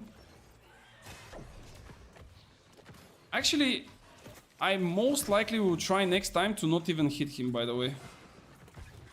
Because I think if he jumps, we get like more hits on him. Oh, I'm gonna die here. Probably. I almost died from the passive though. Okay, let's clean. And then from here, yeah, that's the correct way. There is a statue. We have 2 more buffs. So this was 3 bosses now. On the next one, depending what is it, I will have to play really cautious. Because I'm the melee. And this means that if I get like hit or something, I might be like pretty much dead. Like this guy was keeping me on like 1 HP. So if I get hit on the next one, maybe that would be like a death sentence for me, but let's see. And let me try to get a little bit more distance from the guys. Maybe I can find like a secret room or something. Like this one looks kind of sus. No, it's not. This one is sus. No. Everything is sus, bro. Like straight up. Okay, here we go a little bit up. Maybe this, maybe this. No. Another thing, guys, that you can utilize here. I mean, this is basically the min-maxing, right? If you are running spear, always use your stamina for dodges. But when you finish the dodges and stuff, make sure to change to spear back. Like, if I use, for example, burnout, then I want to stay on spear when I'm on low stamina. And the reason for that is because spear has an insane recovery of stamina. Like your stamina recovery is like way too good for you to pass on it. So always make sure to, you know, to use it. Angry Earth, yes. Yes, yes, yes. No, it's not lost. It's not lost. What are you saying? It's not lost. It's Angry Earth. It's okay. This one, we can do it ranged as well. If necessary, of course. Like this is what I'm talking about. Nice. Good damage.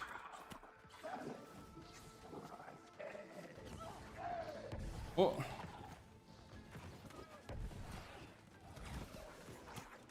Guys, you are doing crazy damage. I cannot like out DPS you, goddamn. I'm also like scared for my life, but that's just an excuse at this point.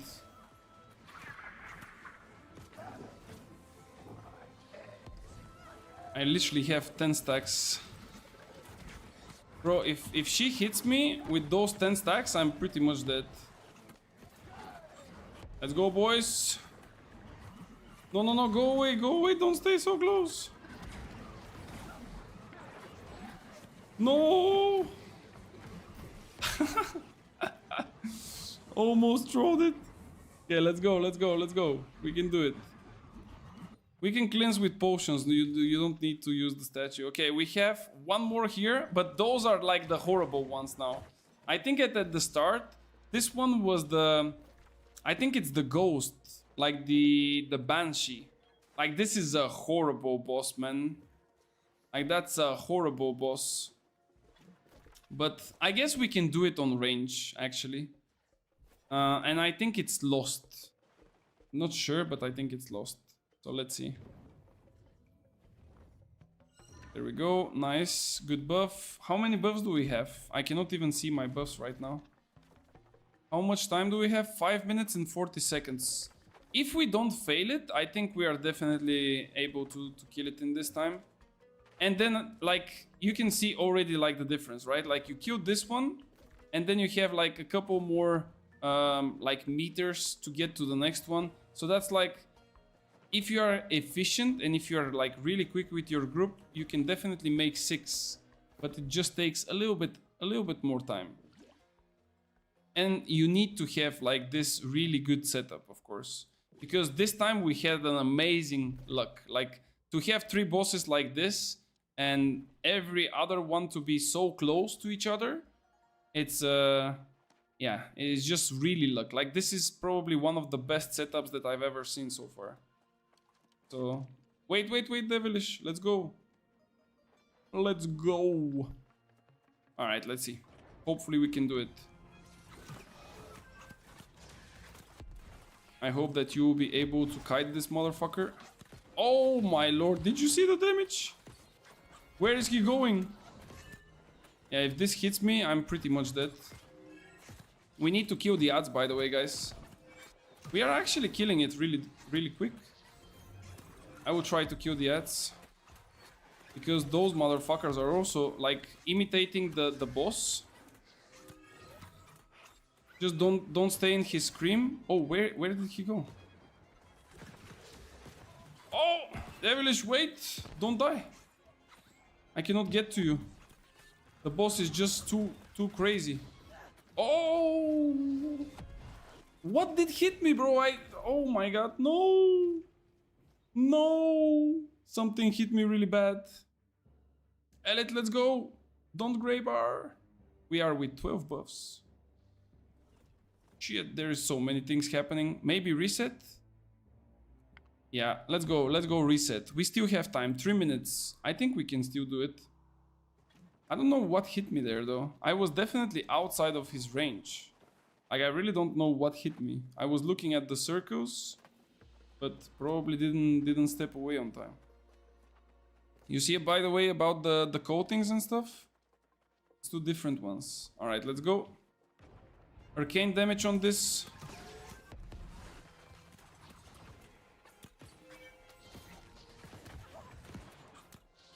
And the funniest thing is, his attacks are doing slash, but his abilities are doing arcane. Oh, damn the damage, bro.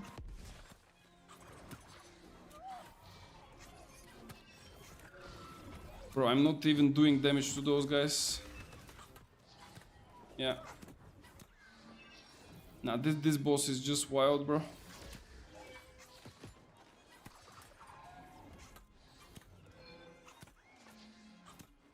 Like, what did hit me now for 3k? Okay, he did the scream. Devilish is dead. Elliot, can you try to rescue him?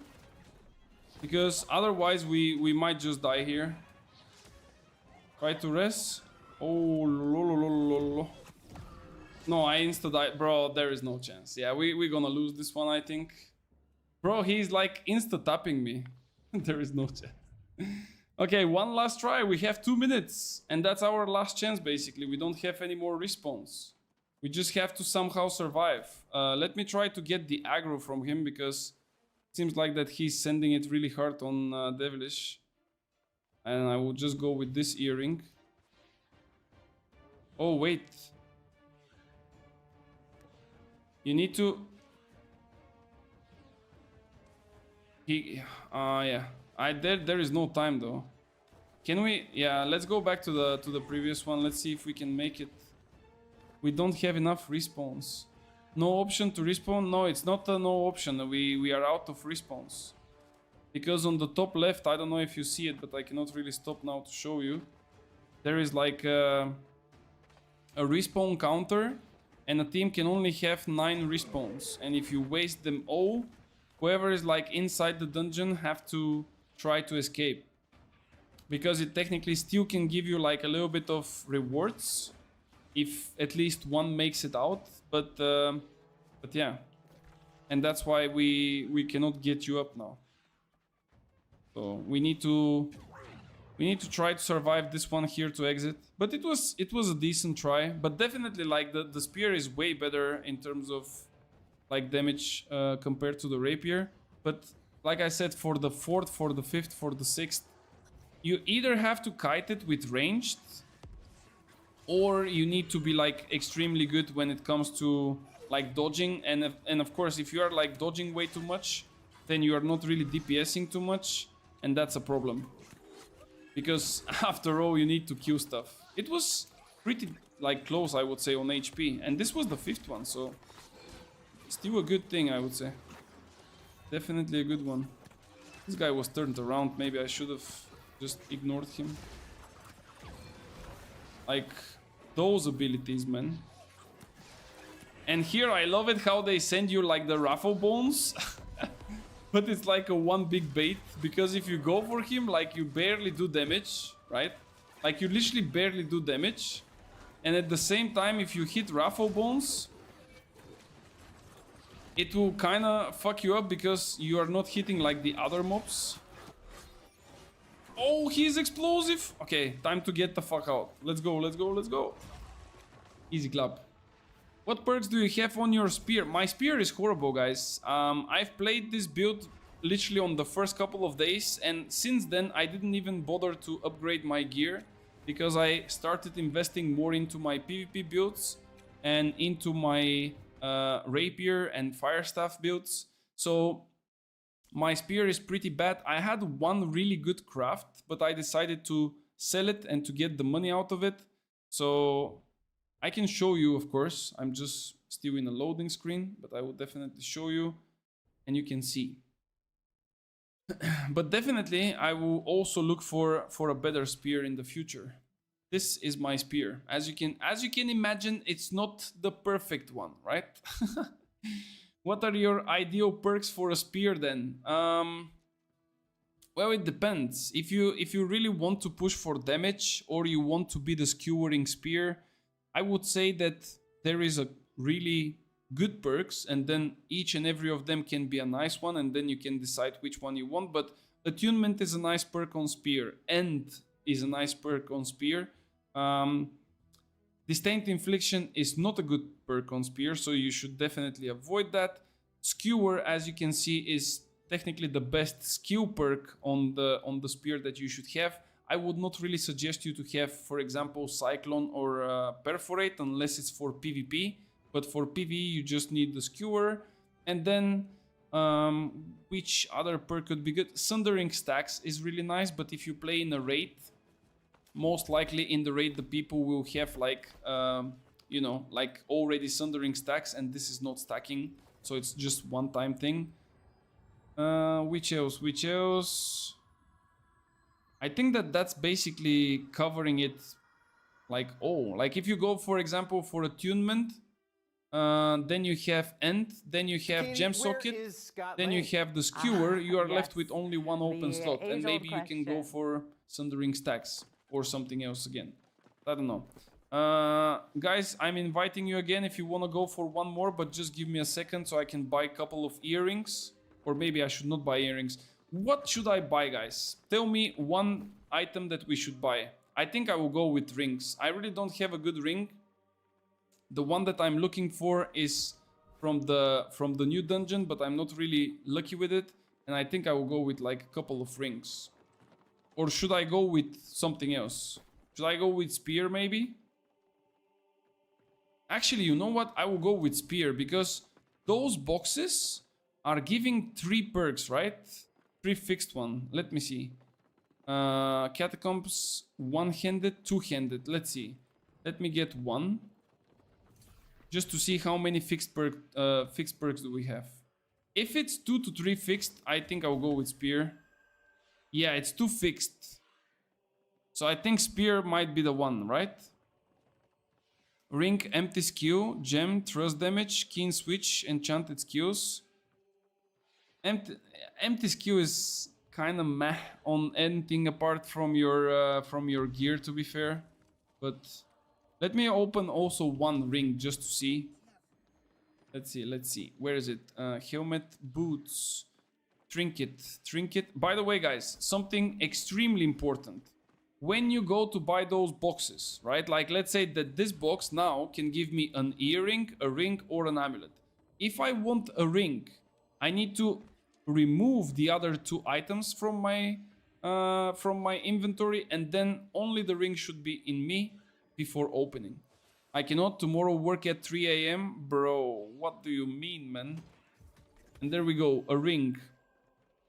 Keenly empowered, rogue, arcane harnessing, fire damage, purifying heart. No, I don't think for ring we want two fixed. We need for rings and for weapons we want 2. No, not 2, 3 fixed perks for rings and for weapons. But I can go with 2 fixed on a spear as well. Should I try with earrings though? If an earring has 2 fixed, refreshment is fixed, and despised is fixed. Not despised, but beloved. Yeah, but then we don't get good. No, I think I will go only for spears. Let's go.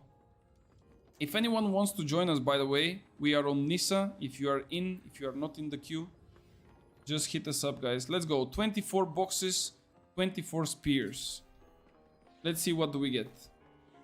I hope that we will get lucky, but who knows. Actually, it will be 25 boxes of spears with the one that we already opened. Let's see if this nice piano play on the background of the game would give us a little bit more chance. Alright, let's see. Time. Sturdy shirking nature. Insta salvage. Thwarting counter. No. No. If it's not like attunement and end, like this for example, right? Like this is... End is a really good one. If here it was not shirking arcane but was attunement and we had a skew slot, it would have been really good. Like it's 3 perks basically, but now with shirking it's kind of 2. And those are defensives as well. If they were like offensive, it would have been a bit better. Disdain, infliction, hatred. No, we don't. No. Trenchant rent. Nope. Nope. Nope. And there again. Shirking. Nope. Not good. Sundering stack. Okay, this is now what I'm talking about. This is a bit better. This is Sundering stacks, attunement, gem slot.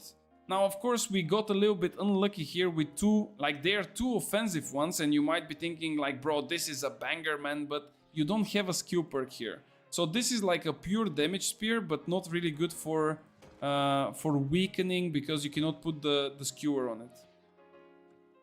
This one would have been good, like if this was not thwarting counter, but like attunement, gem slot, skill slot, and 1 defensive, but still.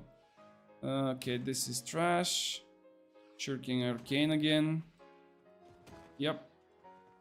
And in general, I think that there is no weapon in this game that is good without a gem. I don't know. Like if you tell me one weapon that is good without a gem, unless it's like a supportive weapon, I really don't see it. But yeah. So we got like 1 spear out of 25. It's not bad. Definitely not bad.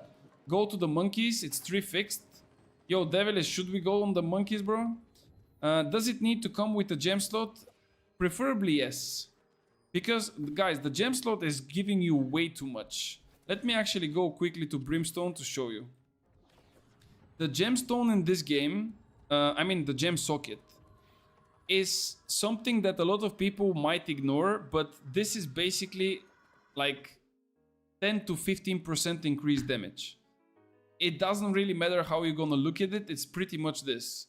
And if you skip to go with the gem socket, it's a huge change. If you skip a gem socket on your armor, it's okay, like it's doable. You would have like a little bit less resistance.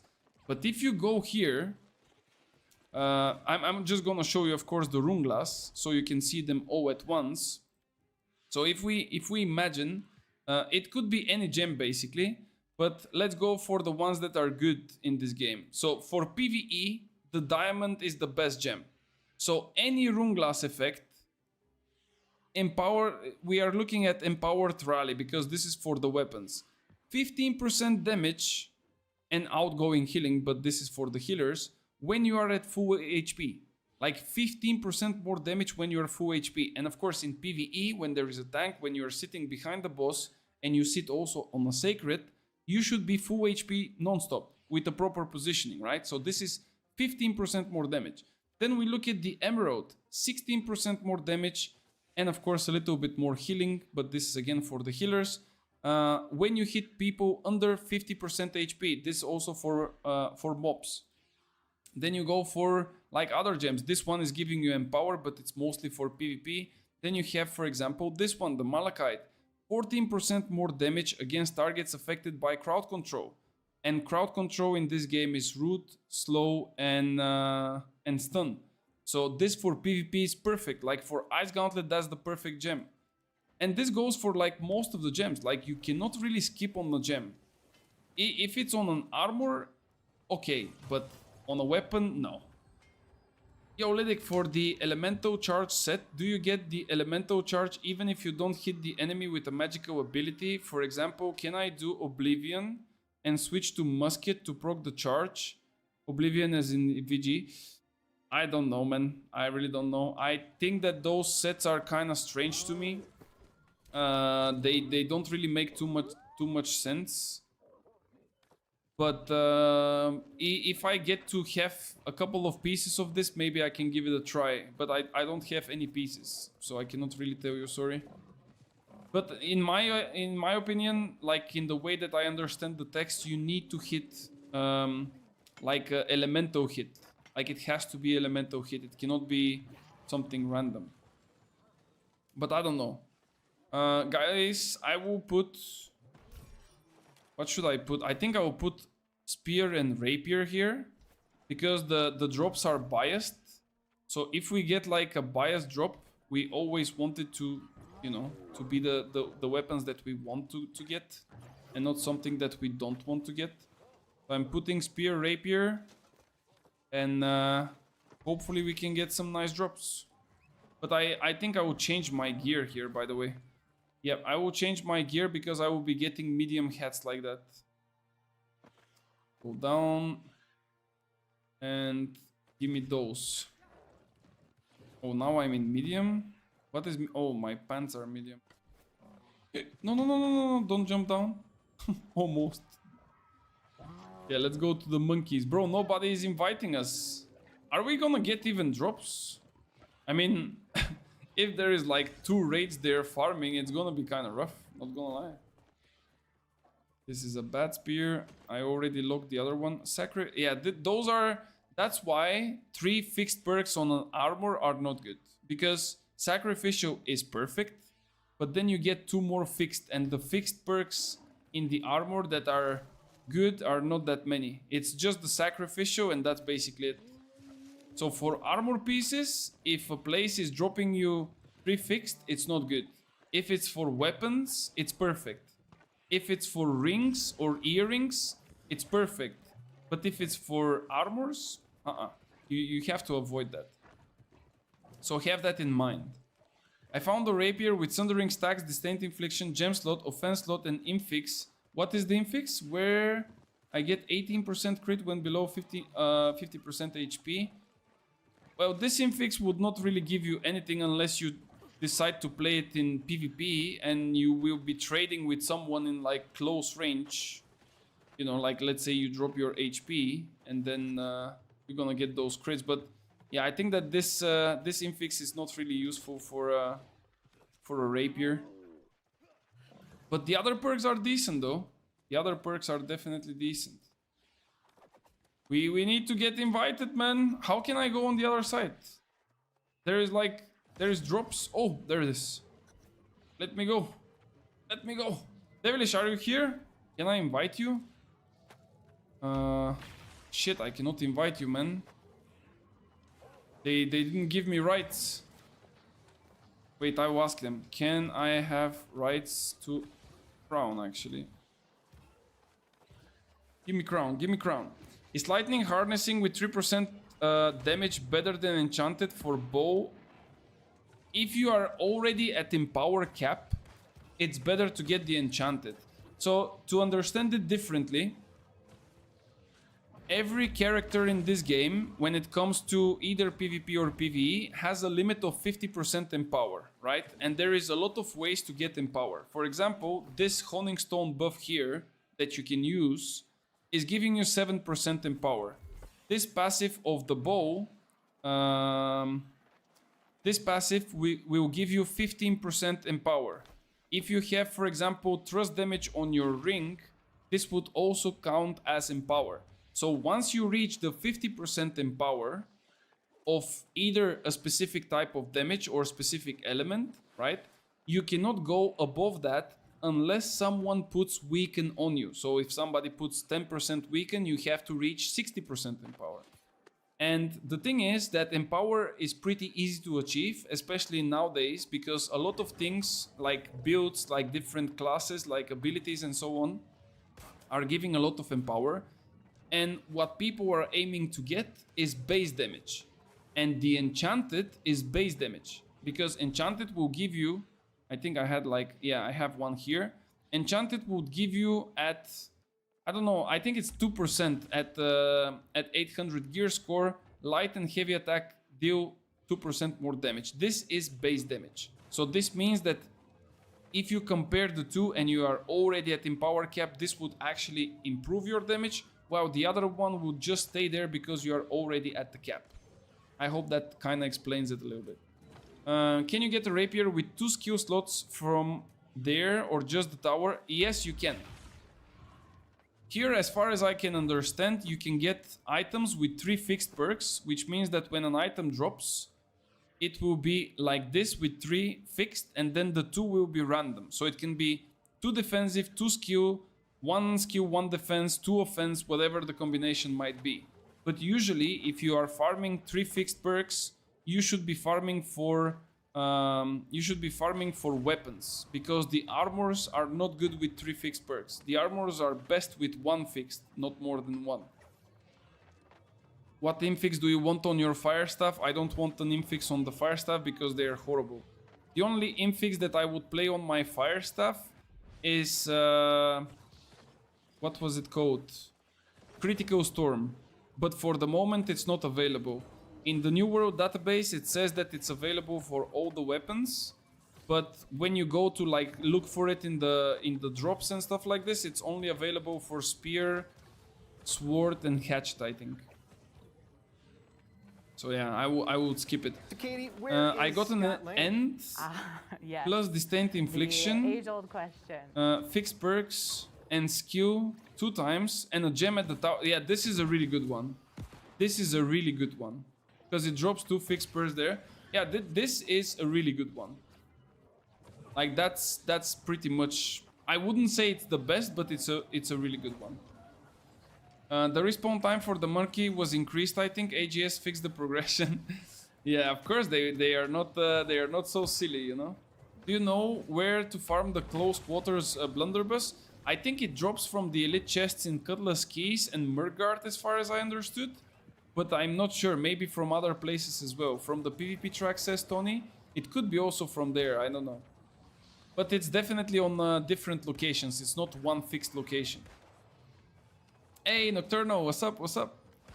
Would you say there are builds which benefit more from refreshing move versus refreshment? Yes. The builds that are using a lot of attacks instead of a flat... Okay, let me start differently. The refreshment is a fixed base cooldown, right? Like it's a 10% cooldown on all your abilities. So if your abilities are with a really long cooldown, right, they would have how to say, like they would have a really big reduction at once. And if your weapon is like hitting too slow, because if you have refreshing move, do I even have it somewhere? Let me see. Have refreshment here.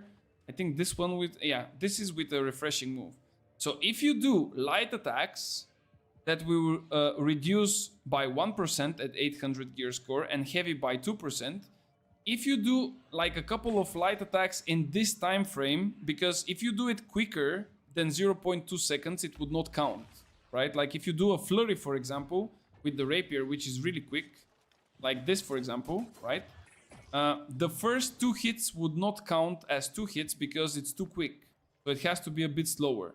But if you do exactly at around 0.2, 0.3 seconds rotation, then you would eventually get more cooldowns in the long run, because you're gonna do like a lot of hits. So it really depends on the weapon. I will tell you a secret, guys. There is an earring. Actually, I will look for it so I can show you, because like this, probably I would not be even able to pronounce it, as it's really hard for me to pronounce this earring. But there is an Katie, earring where that is has Scott Lang? refreshment and Yes. refreshing move. The age-old So question. why not both, right? And this is why I'm playing AFK in Capture the Flag during the day when I'm doing some different things. Do you see this earring? It drops from the PvP track. And it's coming with fixed 3 perks: refreshment, refreshing move, keenly fortified, which is a defensive perk, and you can change this one. And you also have a random perk generated, and then you're gonna have a gem slot. This is basically the best earring in the game right now, in my opinion. That's the best earring in the game, like straight up. But you need to farm it, and it's coming from the PvP track, so it's gonna take you quite a while. I mean, you could get it on your first one, you could get it on your 300th one, you know, like it's crazy. I'm doing great, playing Neverwinter As a Warlock class? Ooh, okay, nice. I kind of wonder if we're gonna get a Warlock in New World in the future. We don't really have a class or a weapon that is fitting this thematic. On New World database, write close quarters and it will give you the chest that can drop it. You can get it even from Eridanus. In Restless Shore? Restless Shore? Eridanus? Is this? Wait. Did they make this elite area? Oh wait, you said Restless Shore. Wait, these areas are level 70 now? Are they both? Holy moly, they did it! Bro, I didn't go to those areas for like 10 years, man. I think that the monkeys are not spawning, guys. Did we feed the monkeys? Did someone feed those monkeys bananas? What are you farming here? Currently I'm farming this grass. Like if I take this bush, that would be the first thing that I've looted here. The guys told me that there is some new meta with the farms here with the monkeys, but seems like they are not really like coming. Or maybe the respawn is pretty much increased to maybe 10 minutes or something. I don't know. I'm just guessing right now. Scorpio can drop close quarters BB. Okay, that's nice. I think it drops like almost everywhere. Or maybe like all the 70 areas. I think something is off, bugged. Guys, do you think this is bugged? How long are we here, by the way? And to be fair, if this is dropping like a 3 fix perker, there should be another place that drops 3 fix perkers as well. Like which other place can be dropping 3 fix perkers? I mean, let's try to speculate a little bit. This is a elite area of level 70. And there is quite a lot of other elite areas with level 70. All we need is like elite mobs that can relatively spawn quick, and they are in big numbers, so we can kill like as many as possible. What if we go to let's say Dynasty, to Imperial Palace, and we go up to the top of Imperial Palace, and then you go to the other side to kill those mobs here, and then you go back to the top, and then you go back here. Wouldn't that be like a good way to farm level 70 stuff? I think they will probably be again 3 perkers. Mercy Redoubt in Night Haven drops 3 perkers. I was farming there before. Where is this Mercy thingy? Let me see. If it's just a single mob, maybe it's not that efficient. Got an amulet with flame, trust protection, stamina recovery, enchanted, and 1 more offensive slot. Kinda okay, I would say. Yeah, it's not bad. It's not bad. Maybe the stamina recovery is not great, but it's definitely not bad. The Warlock class is OP in Neverwinter. Now it beats the tanks and fighters. Is this why you are playing it? Is this why you are playing it? I was thinking the wizards in Merc like years ago. Also Infix. Yeah, I think also they are spawning quick indeed. There is like a rotation, really quick one. Like if you kill the... How were they spawning? I think it's like 1 here. Yeah, 1 is here. Then you go here 1. Then you have 1 on top. And then you just rotate like those 3.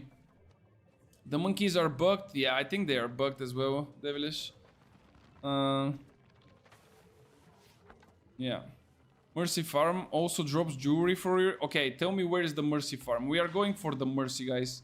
We are going for the Mercy, and there will be no mercy.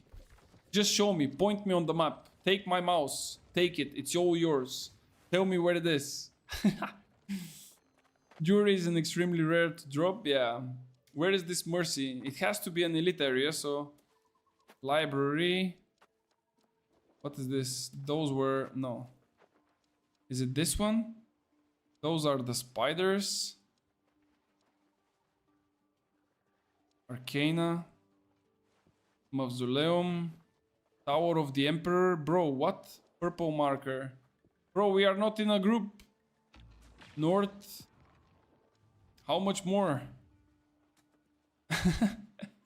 It drops less bags. I mean, if it has like less people, then of course top right of main city. This one. Oh shit! I thought that the monkeys are coming. Top right, so it could be this. Wait, those are not elite areas, man. More to the east. How is it called? This one, Mercy Redoubt. Yeah. But this is not even an elite area, man. Are you sure? This one is not an elite. Doesn't it have to be elite to drop us like 3 fixed? Doesn't matter. Okay, let's go give it a try. Let's see. Dukeslot video post about it. I mean, I'm not watching like all the videos in the world, but I guess if he says, maybe it's like this. I actually think I saw some people there the day before, because I was doing those challenges like I told you. There is like one really long side quest with a lot of challenges. And yeah, they were kind of sending me there quite a lot of times, and I saw a lot of people being there, but no, the farm is really slow. Yeah, we'll see. We will just give it a small try, just a small try. I'm kind of lost on what fixed perks to get on my arbor along with sacrificial empowerment. Well, that's the thing, Bonzi. That's what I'm trying to say. On armor pieces, you don't want to have too many fixed perks because they are all trash. I mean, they are not trash, but they are not better than the charms. As soon as you get your sacrificial empowerment, everything else is kind of worthless. Because I don't believe that anyone would prefer to have arcane conditioning over, let's say, vicious or enchanted ward or enchanted or skill enchantment and so on. So, in my opinion, if you do... Bro, here it's only normal mobs. Now we will not get anything here. We are not getting anything here. Let me see if I can get invited, and maybe I can get invited for Devilish as well. So if you want to get like a good weapon, in my opinion, maybe those places with 3 fixed are good, right? But if you, and maybe for a ring or amulet or earring, but if you want to get a good armor piece, M3s. Like definitely M3s are the way for armor pieces. Because on armor piece, I will just show you one piece. Like this one, I'm pretty sure at this point that I got it from M3. This one has only 1 fixed perk. And it's unfortunate that it's trust conditioning. But if you get, for example, let's say sacrificial empowerment here, right? And then you have a gem socket. And then you have 3 offensives like I have here. Like, tell me what else can drop you with fixed perks better than this. There is no chance.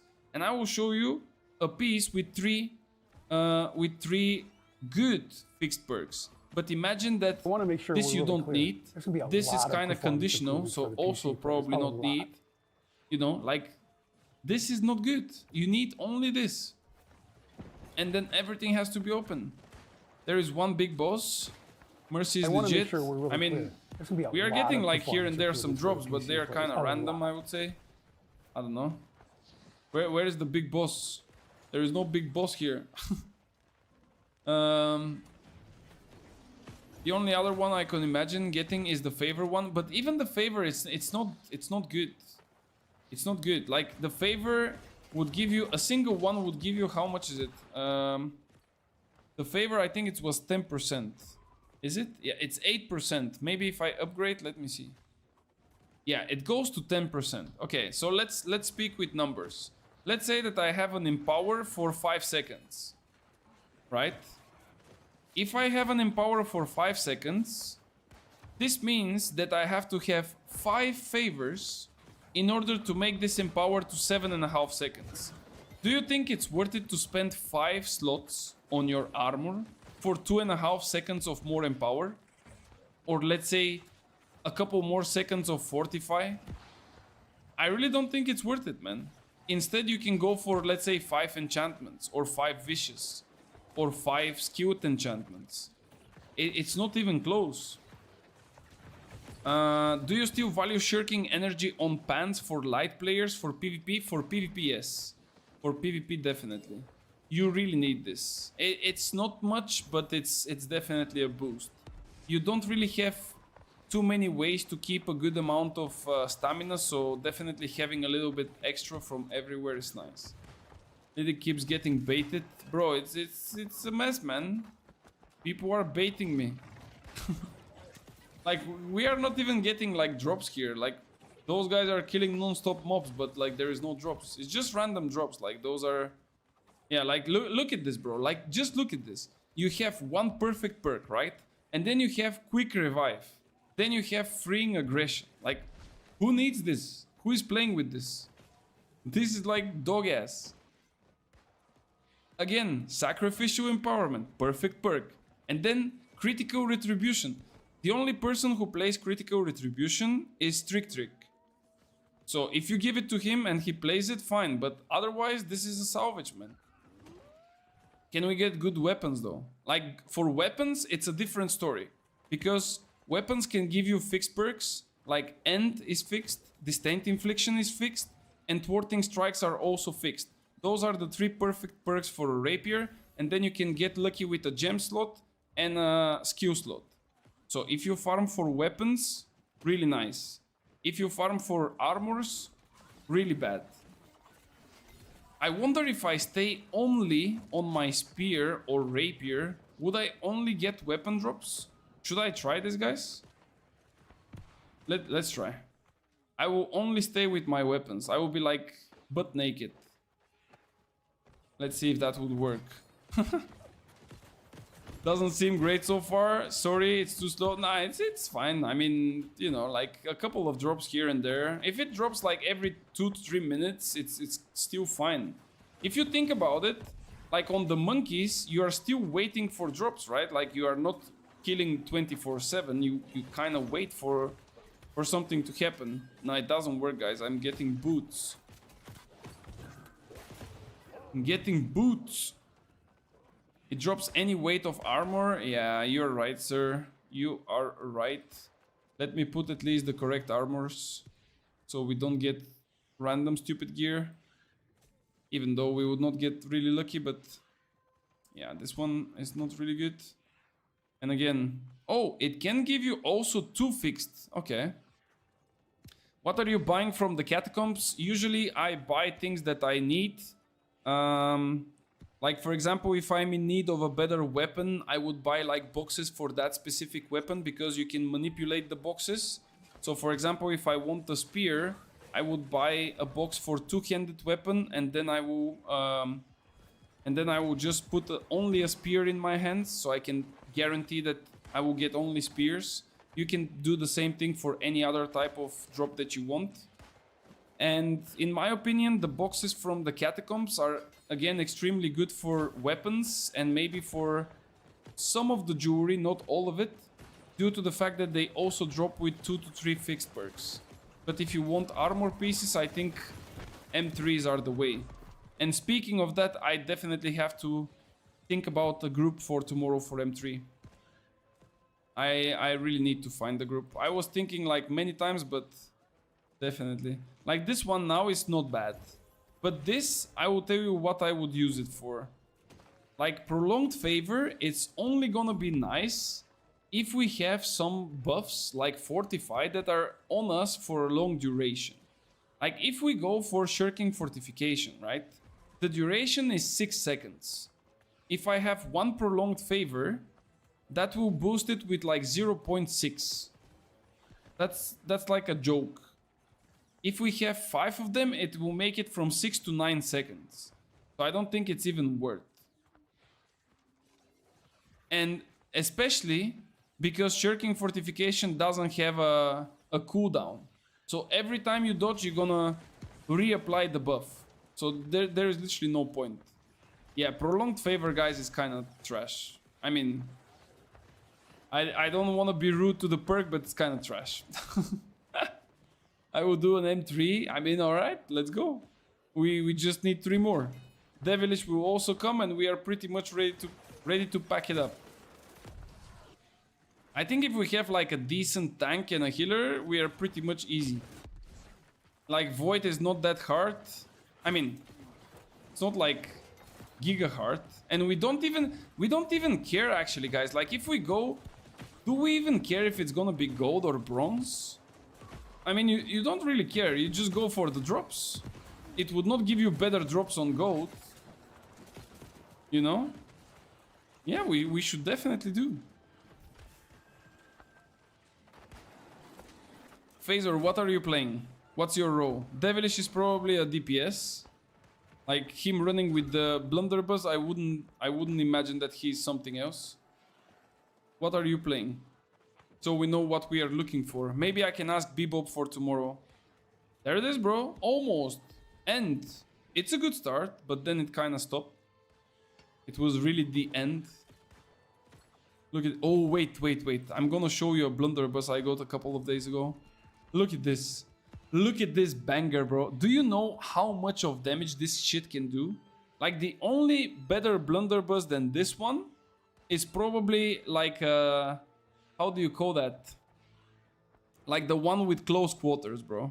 Like up until here, gem slot and two attunements and sundering stacks, like this is destroying people. But I'm not playing blunderbuss. I'm just gonna avoid. I don't mind playing it, but if I play it, I play without aim lock, and then people would think that I'm playing with aim lock, and then I have to prove that I'm not playing with aim lock, and I will lose my patience. So I will not do it. I can go IG Rapier. If we do Genesis, I go Firestaff BB. Well, that's the thing. If you go Firestaff BB and I go Rapier, we don't have enough Weaken and Rend.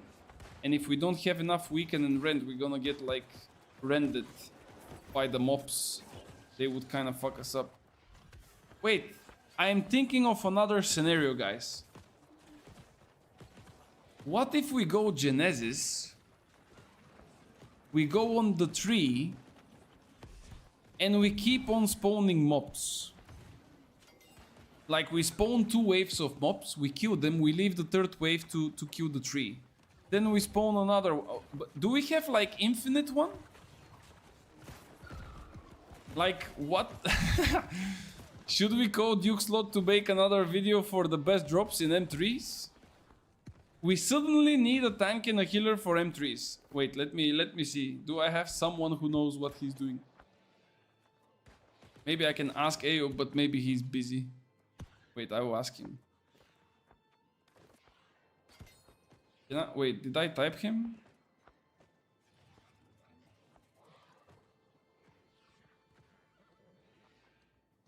Let me ask Ayo. I'm checking too. Bro, imagine if this shit works. I mean, the drop chance of those mobs is not that high. But they still have like a chance to drop, right? And if they drop you, it's gonna be like pretty nasty, you know? Like that would be the hotspot. Holy moly. And imagine you get like drops like sacrificial empowerment, 4 open slots. Let's go, baby. Yeah, that would be like a really nice thing if it happens, but I'm not sure. I'm not sure. And you also need like people who would have the patience for it as well. Like you cannot really go with like random people. Imagine you go with a random group and you're like, okay guys, now we stay here for the next 45 minutes. Because technically a dungeon has a 3-hour of completion time. I don't know if any one of you reached that number. Back in the days it was pretty crazy to do a dungeon, like it was almost impossible. And I've been in a dungeon that technically run out of time. Like if you are 3 hours in a dungeon, it will just kick you out. I don't know if it gives you a message saying it's been too many hours, but 3 hours is the limit for a dungeon. I think for a raid is 4. So you have 3 hours. And if that's an efficient way to farm it, maybe, you know, would be good. 2 attunements, freedom. Nah, that's not a good one. This is what I'm talking about, bro. 3 fixed. Arcane, frost conditioning. What you gonna do with this? That's like into the trash bin. Ayup is not answering, so probably he's busy. I think I will stop even checking the armor pieces from open world drops. Like I'm not gonna lie. I think that any open world drop of armor is pretty much useless at this point. Like straight up. Okay, let me check really quickly in the Discord. If we find people, we can definitely go. Just 1 second. Looking for group. Okay. Looking for M3. Tank. We need a tank and a heal, right?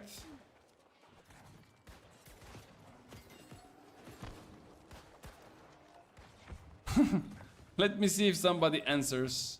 If we get an answer, I'm inviting you guys and we are going to give it a shot. And we will see. I might actually play with spear rapier just for the weekend on the spear, but we'll see. It will be necessary. Let's see. Yeah, again, like look at this. It's always gonna be like this. I don't know. It's literally always gonna be like this. Like one good perk, and then the other two will be something completely horrible. Just never be good enough in the open world. Is my... Bro, I think that... Give me a second, guys. I think that my thingy is bugging again. Yeah.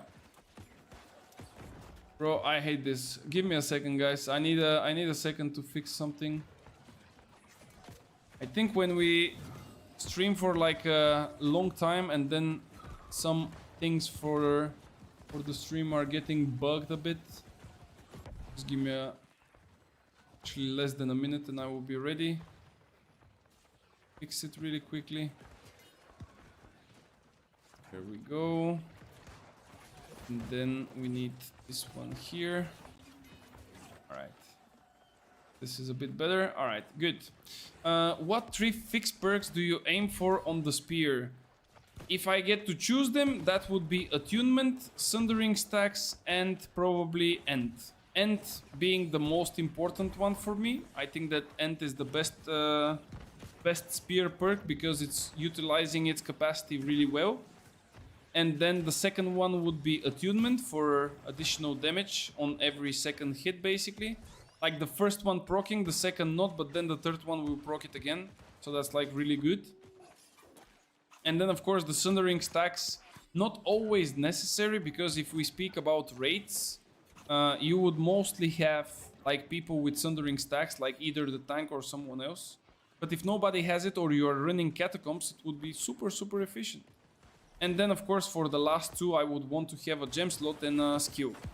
So I can put in the skewer and I can still have decent damage, but I would also have weaken, which is, in my opinion, it's mandatory, especially with the high damage that the mobs are now doing. I mean, it's pretty much necessary to run skewer. But yeah, it's just hard to get all those perks together. It's just not as easy as it seems. And that's why, guys, when you see the builds that I'm doing, by the way, I will keep on reminding that to everyone, but still. If you see a build of mine that is in the Discord or in YouTube and stuff like this, this is the best possible thing that you can get. Which means that it's really hard to get this. It's not like, oh, I'm just gonna go to the shop and I will probably have those pieces there and I can just buy them. No, it's... In the previous patch, it was the case where we could technically craft like whatever we want with all perfect like pieces of gear and perks and stuff like this. But now it's not anymore possible. And this means that now we are technically playing to get a random drop. I mean, it's still kind of controlled drop. Like for example, now as we speak, if I want a weapon, I go to the place where it drops 3 fixed weapon perks and it's fine. If I want an armor, I would go to M3. But still you need a drop. You need like a little bit of luck to that. So this kind of makes it harder. And this is not even with 3 fixes, it's with 2. So the open world drops are between 2 and 3 drops. I mean 2 and 3 fixes, I think. Yeah, this one is 3 again. This one is 3 again. Yeah. Not really ideal situation. And unfortunately, nobody is answering in the Discord. Might have a tank, he's in Hive. Which boss in Hive? Maybe we can make a lobby, but I don't know. I kinda want to go with like trusted people. I don't really want to go with like completely randoms, because then it's... We are not running for a gold, but definitely we are running to kill mobs. And if we go with like random tank and a healer, we might not even be able to kill mob. It's a bad... Oh, okay. You are coming with the artillery here. Okay, okay. I know him. He's a good tank. Then we need just a healer. Did he tell you that he's like able to come, or we are just waiting on his answer? Because he might say no as well. Nothing is dropping. And I'm getting... Yeah. Every time is literally the same. One time sacrificial and then it's like... then it's trash. Should I use all my fragments for leveling up my professions? But I mean, I have my professions, but I mean aptitude boxes. Because at this point, like, what are we doing with those fragments? I'm really not sure. I'm really not sure, and I don't need this piece. Is it good to get fixed perks on a ring though? Like, let's think about it. The type of damage is a fixed perk, so we kind of need this one. Enchanted attacks or enchanted skills or enchanted totality is also a fixed perk. Then if you go for cursed enchantment or the critical whatever it was called, it's also a fixed one. So that's like 3. So you indeed need to farm weapons and jewelry from either open world or maybe even catacombs. I'm not sure. Is the catacombs 3 fixed or 2 fixed? I opened like a lot of spears, but I forgot. That would be... We need to find a place where we can farm jewelries, for sure. Go for PvP tracks? I did. I did today quite a lot of PvP tracks. But I got like quite a lot of trash as well. Unfortunately. I didn't get anything decent. And you know what is also super annoying on the PvP track? They give you those buffs, those skins, like this one for example. The Obi-Wan or whatever it is. Like only Dua skin or whatever. I have it already, and it asked me to get it a second time. Like, I literally got it as a second drop. Like, this is so stupid. They're like, oh, he's getting us to bring randoms from chat. Oh, no. No, it's not like this.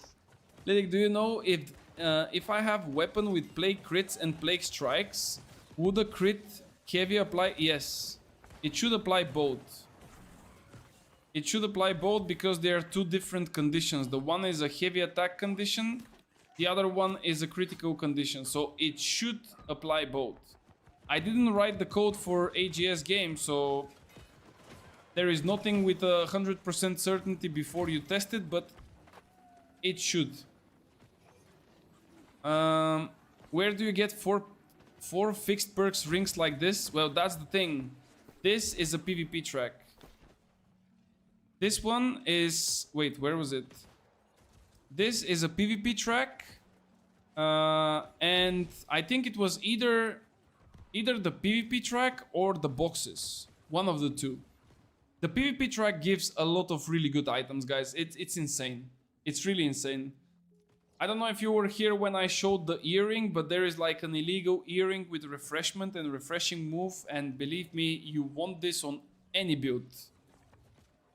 I got the same light gloves 2 times. Gem slot, 2 offensive slots, sacrificial empowerment, trust protection. Yeah. On the other one, slash protection. Yeah. It's like I told you, it's kind of limited. Like when we speak about the 2 fixed, it's always one type of protection. Like it's almost every time, because there is also like 8 or 9 types of protection as well. Like it's really, you know, it's really annoying. And you get like three protections that are super common, like Slash, Thrust, and Fire, and everything else is kinda trash. You know, like, when you're gonna use Arcane Protection? Okay, maybe there is a Crescent Wave, but like, you know, like, it's not something to run protection with. I got it, the earring. Wait, what? Really? Bro, I'm gonna ban you. Like, straight up. Please don't tell me you have it. What is your fixed perk in it then? What did you get as a fixed perk? What boxes you are talking about? Catacomb? No, the boxes from Outpost Rush and Capture the Flag. When you do a game of Capture the Flag or Outpost Rush, you get a box. And in this box you can get gear. Like, it's random gear, right? So you can get like decent items from there as well. It's a low chance for a jewelry, but there is some kind of a chance. And then you also have, you know, the PvP tracks themselves, where they can give you like an item here in the track. Like, for example, this Ice Gauntlet. Now this one is trash, of course, but just as example, or maybe this musket. Sometimes you just get them. I'm in OPR. Send you a fast screenshot on Discord. Bro, I swear I'm gonna ban you, man. How can you get it? Like, you literally did 2 PvP tracks, man. I was doing like all day long Capture the Flags, AFKing for people, probably pissing some people off being AFK, and I didn't get it, and you got it. Holy smokes. Bro, here we are not getting anything, guys. Like, I don't know. I'm getting away from here. Like, we are literally not gaining anything. It's just a waste of time. Let's see if we can manage to get a group, and if we don't manage to get a group, I will do my best to bring a group for tomorrow. If we make a group for tomorrow, I think we definitely have to test this. Definitely have to. Okay, let's go back to the city before going to sleep. We can craft finally. Bro, I was waiting for the fort to become like green for like I don't know how much time, and finally it became. I was 100 PvP track on Monday. Now I'm 200 plus. Bro, you are paid to win, man. There is no shot you're getting this earring like that. There is just no way, man. That farm is way too slow. No, it's not only about slow, it's just like not giving you anything. Okay, so we go for offensive charms, and vicious was the most expensive, right? When we checked them earlier. Bro, I have 400 of those. Sheesh. Wait, I'm gonna buy one more chromatic seal. Didn't you see the musket I've sent you on Discord? I think I did. I think I did. Let's get one more chromatic seal, so we can craft 20. Bro, I don't know what I'm gonna do with my money, by the way. Like, if I craft all of them, I would hit like empower cap. Empower cap. I'm gonna hit gold cap, bro. What am I talking about? Guys, I think I'm kind of fried, no? Vicious, 20 perks, 10% chance, and we have the Weaver's Fen Fort. Okay, now is your Gamba time. If somebody guesses the exact amount of perks that I will roll, I will give you 5k in the game. Alright? Why I can make only 17 now? I could make 20, now it's only 17. What the fuck? Yeah, let me get some more. 22. You need to have a character on Nissa, by the way. If you don't have a character on Nissa, I cannot give you 5k. It has to be on Nissa. So if you don't have, you can type, but you cannot win, unfortunately. Katie, where is And I will Scott walk Lane? slowly to there, so you can Yes. have time to write. The age-old question. Jelly, did you really wait for such a long time to follow the channel just so you can guess when I said that there will be money involved? Bro, how dare you, man? God damn. 29, okay, let's see. I will craft 20. I'm saying it again, I will craft 20. There is a Weaver's Fen Fort.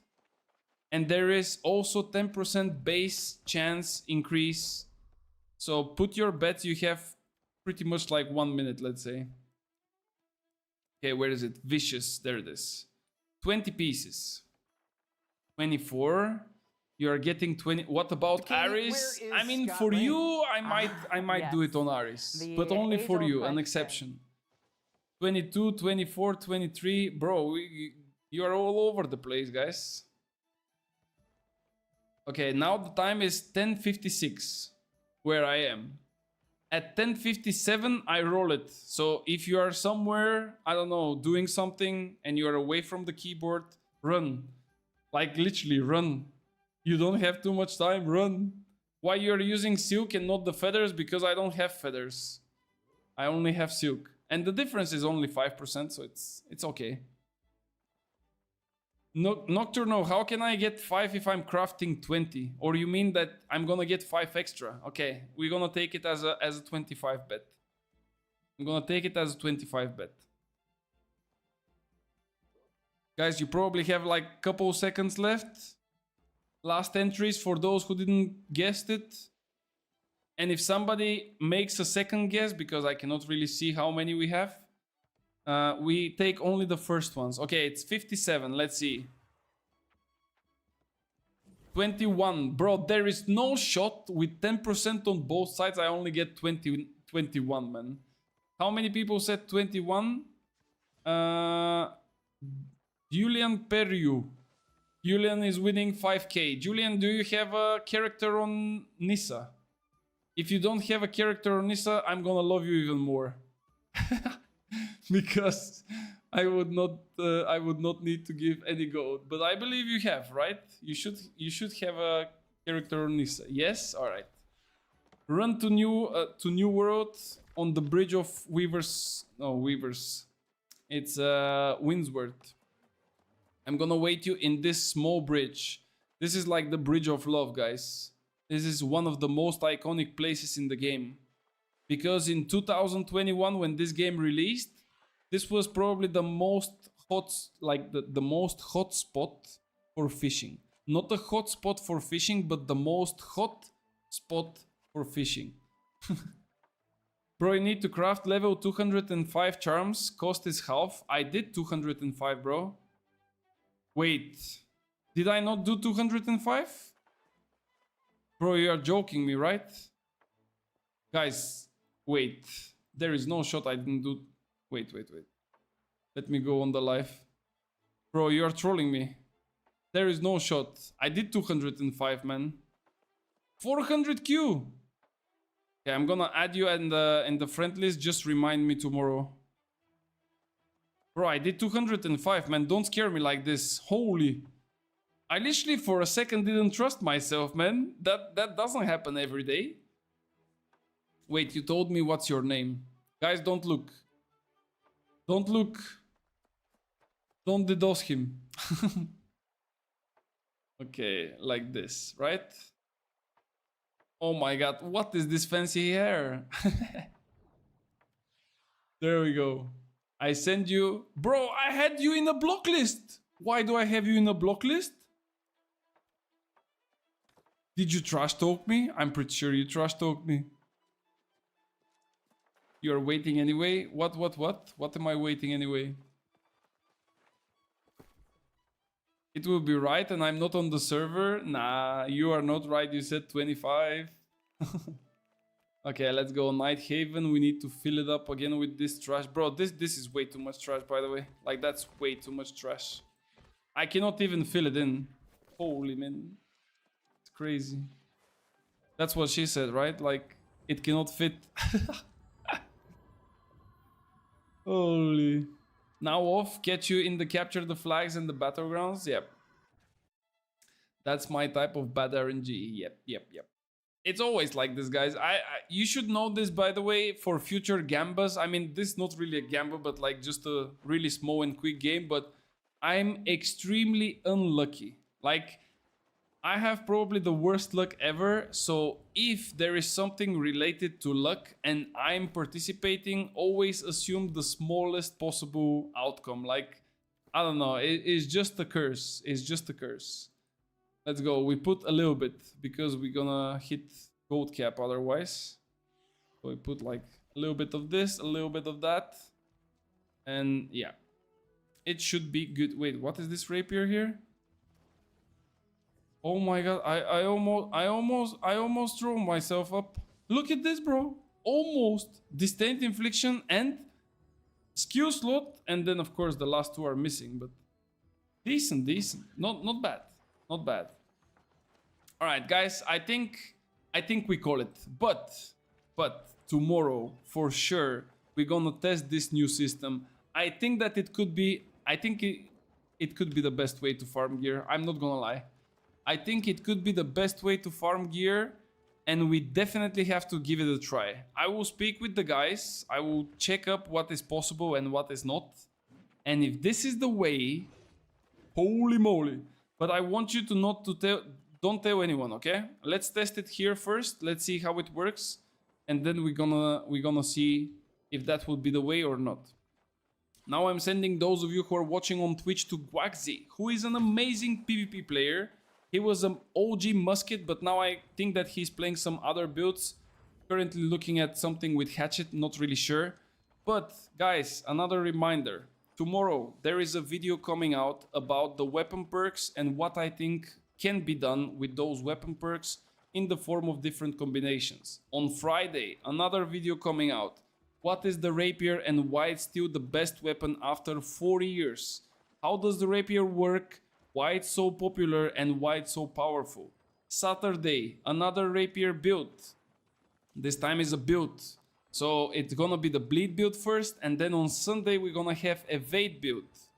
And I will try, but I cannot promise, on Monday and Tuesday to give you 2 more builds, which will be this time for PvP. I know that I said that PvP will be this week, but I definitely needed a little bit more time, so I will do my best to push them out on Monday and Tuesday. So I hope that you would be guys still happy. For those who are already members in the YouTube channel, I know that we have a lot of subscribers on Twitch now, but unfortunately the members in YouTube can watch those videos before everyone else. So in the future, or even now, if you prefer to support the channel on YouTube, feel free to do it. It's gonna be better for both of us. Now, I always say thank you, and I will not miss it as well. Thank you for watching. I hope you enjoyed. I will see you tomorrow. Have fun, and yeah, have a good one. Bye bye.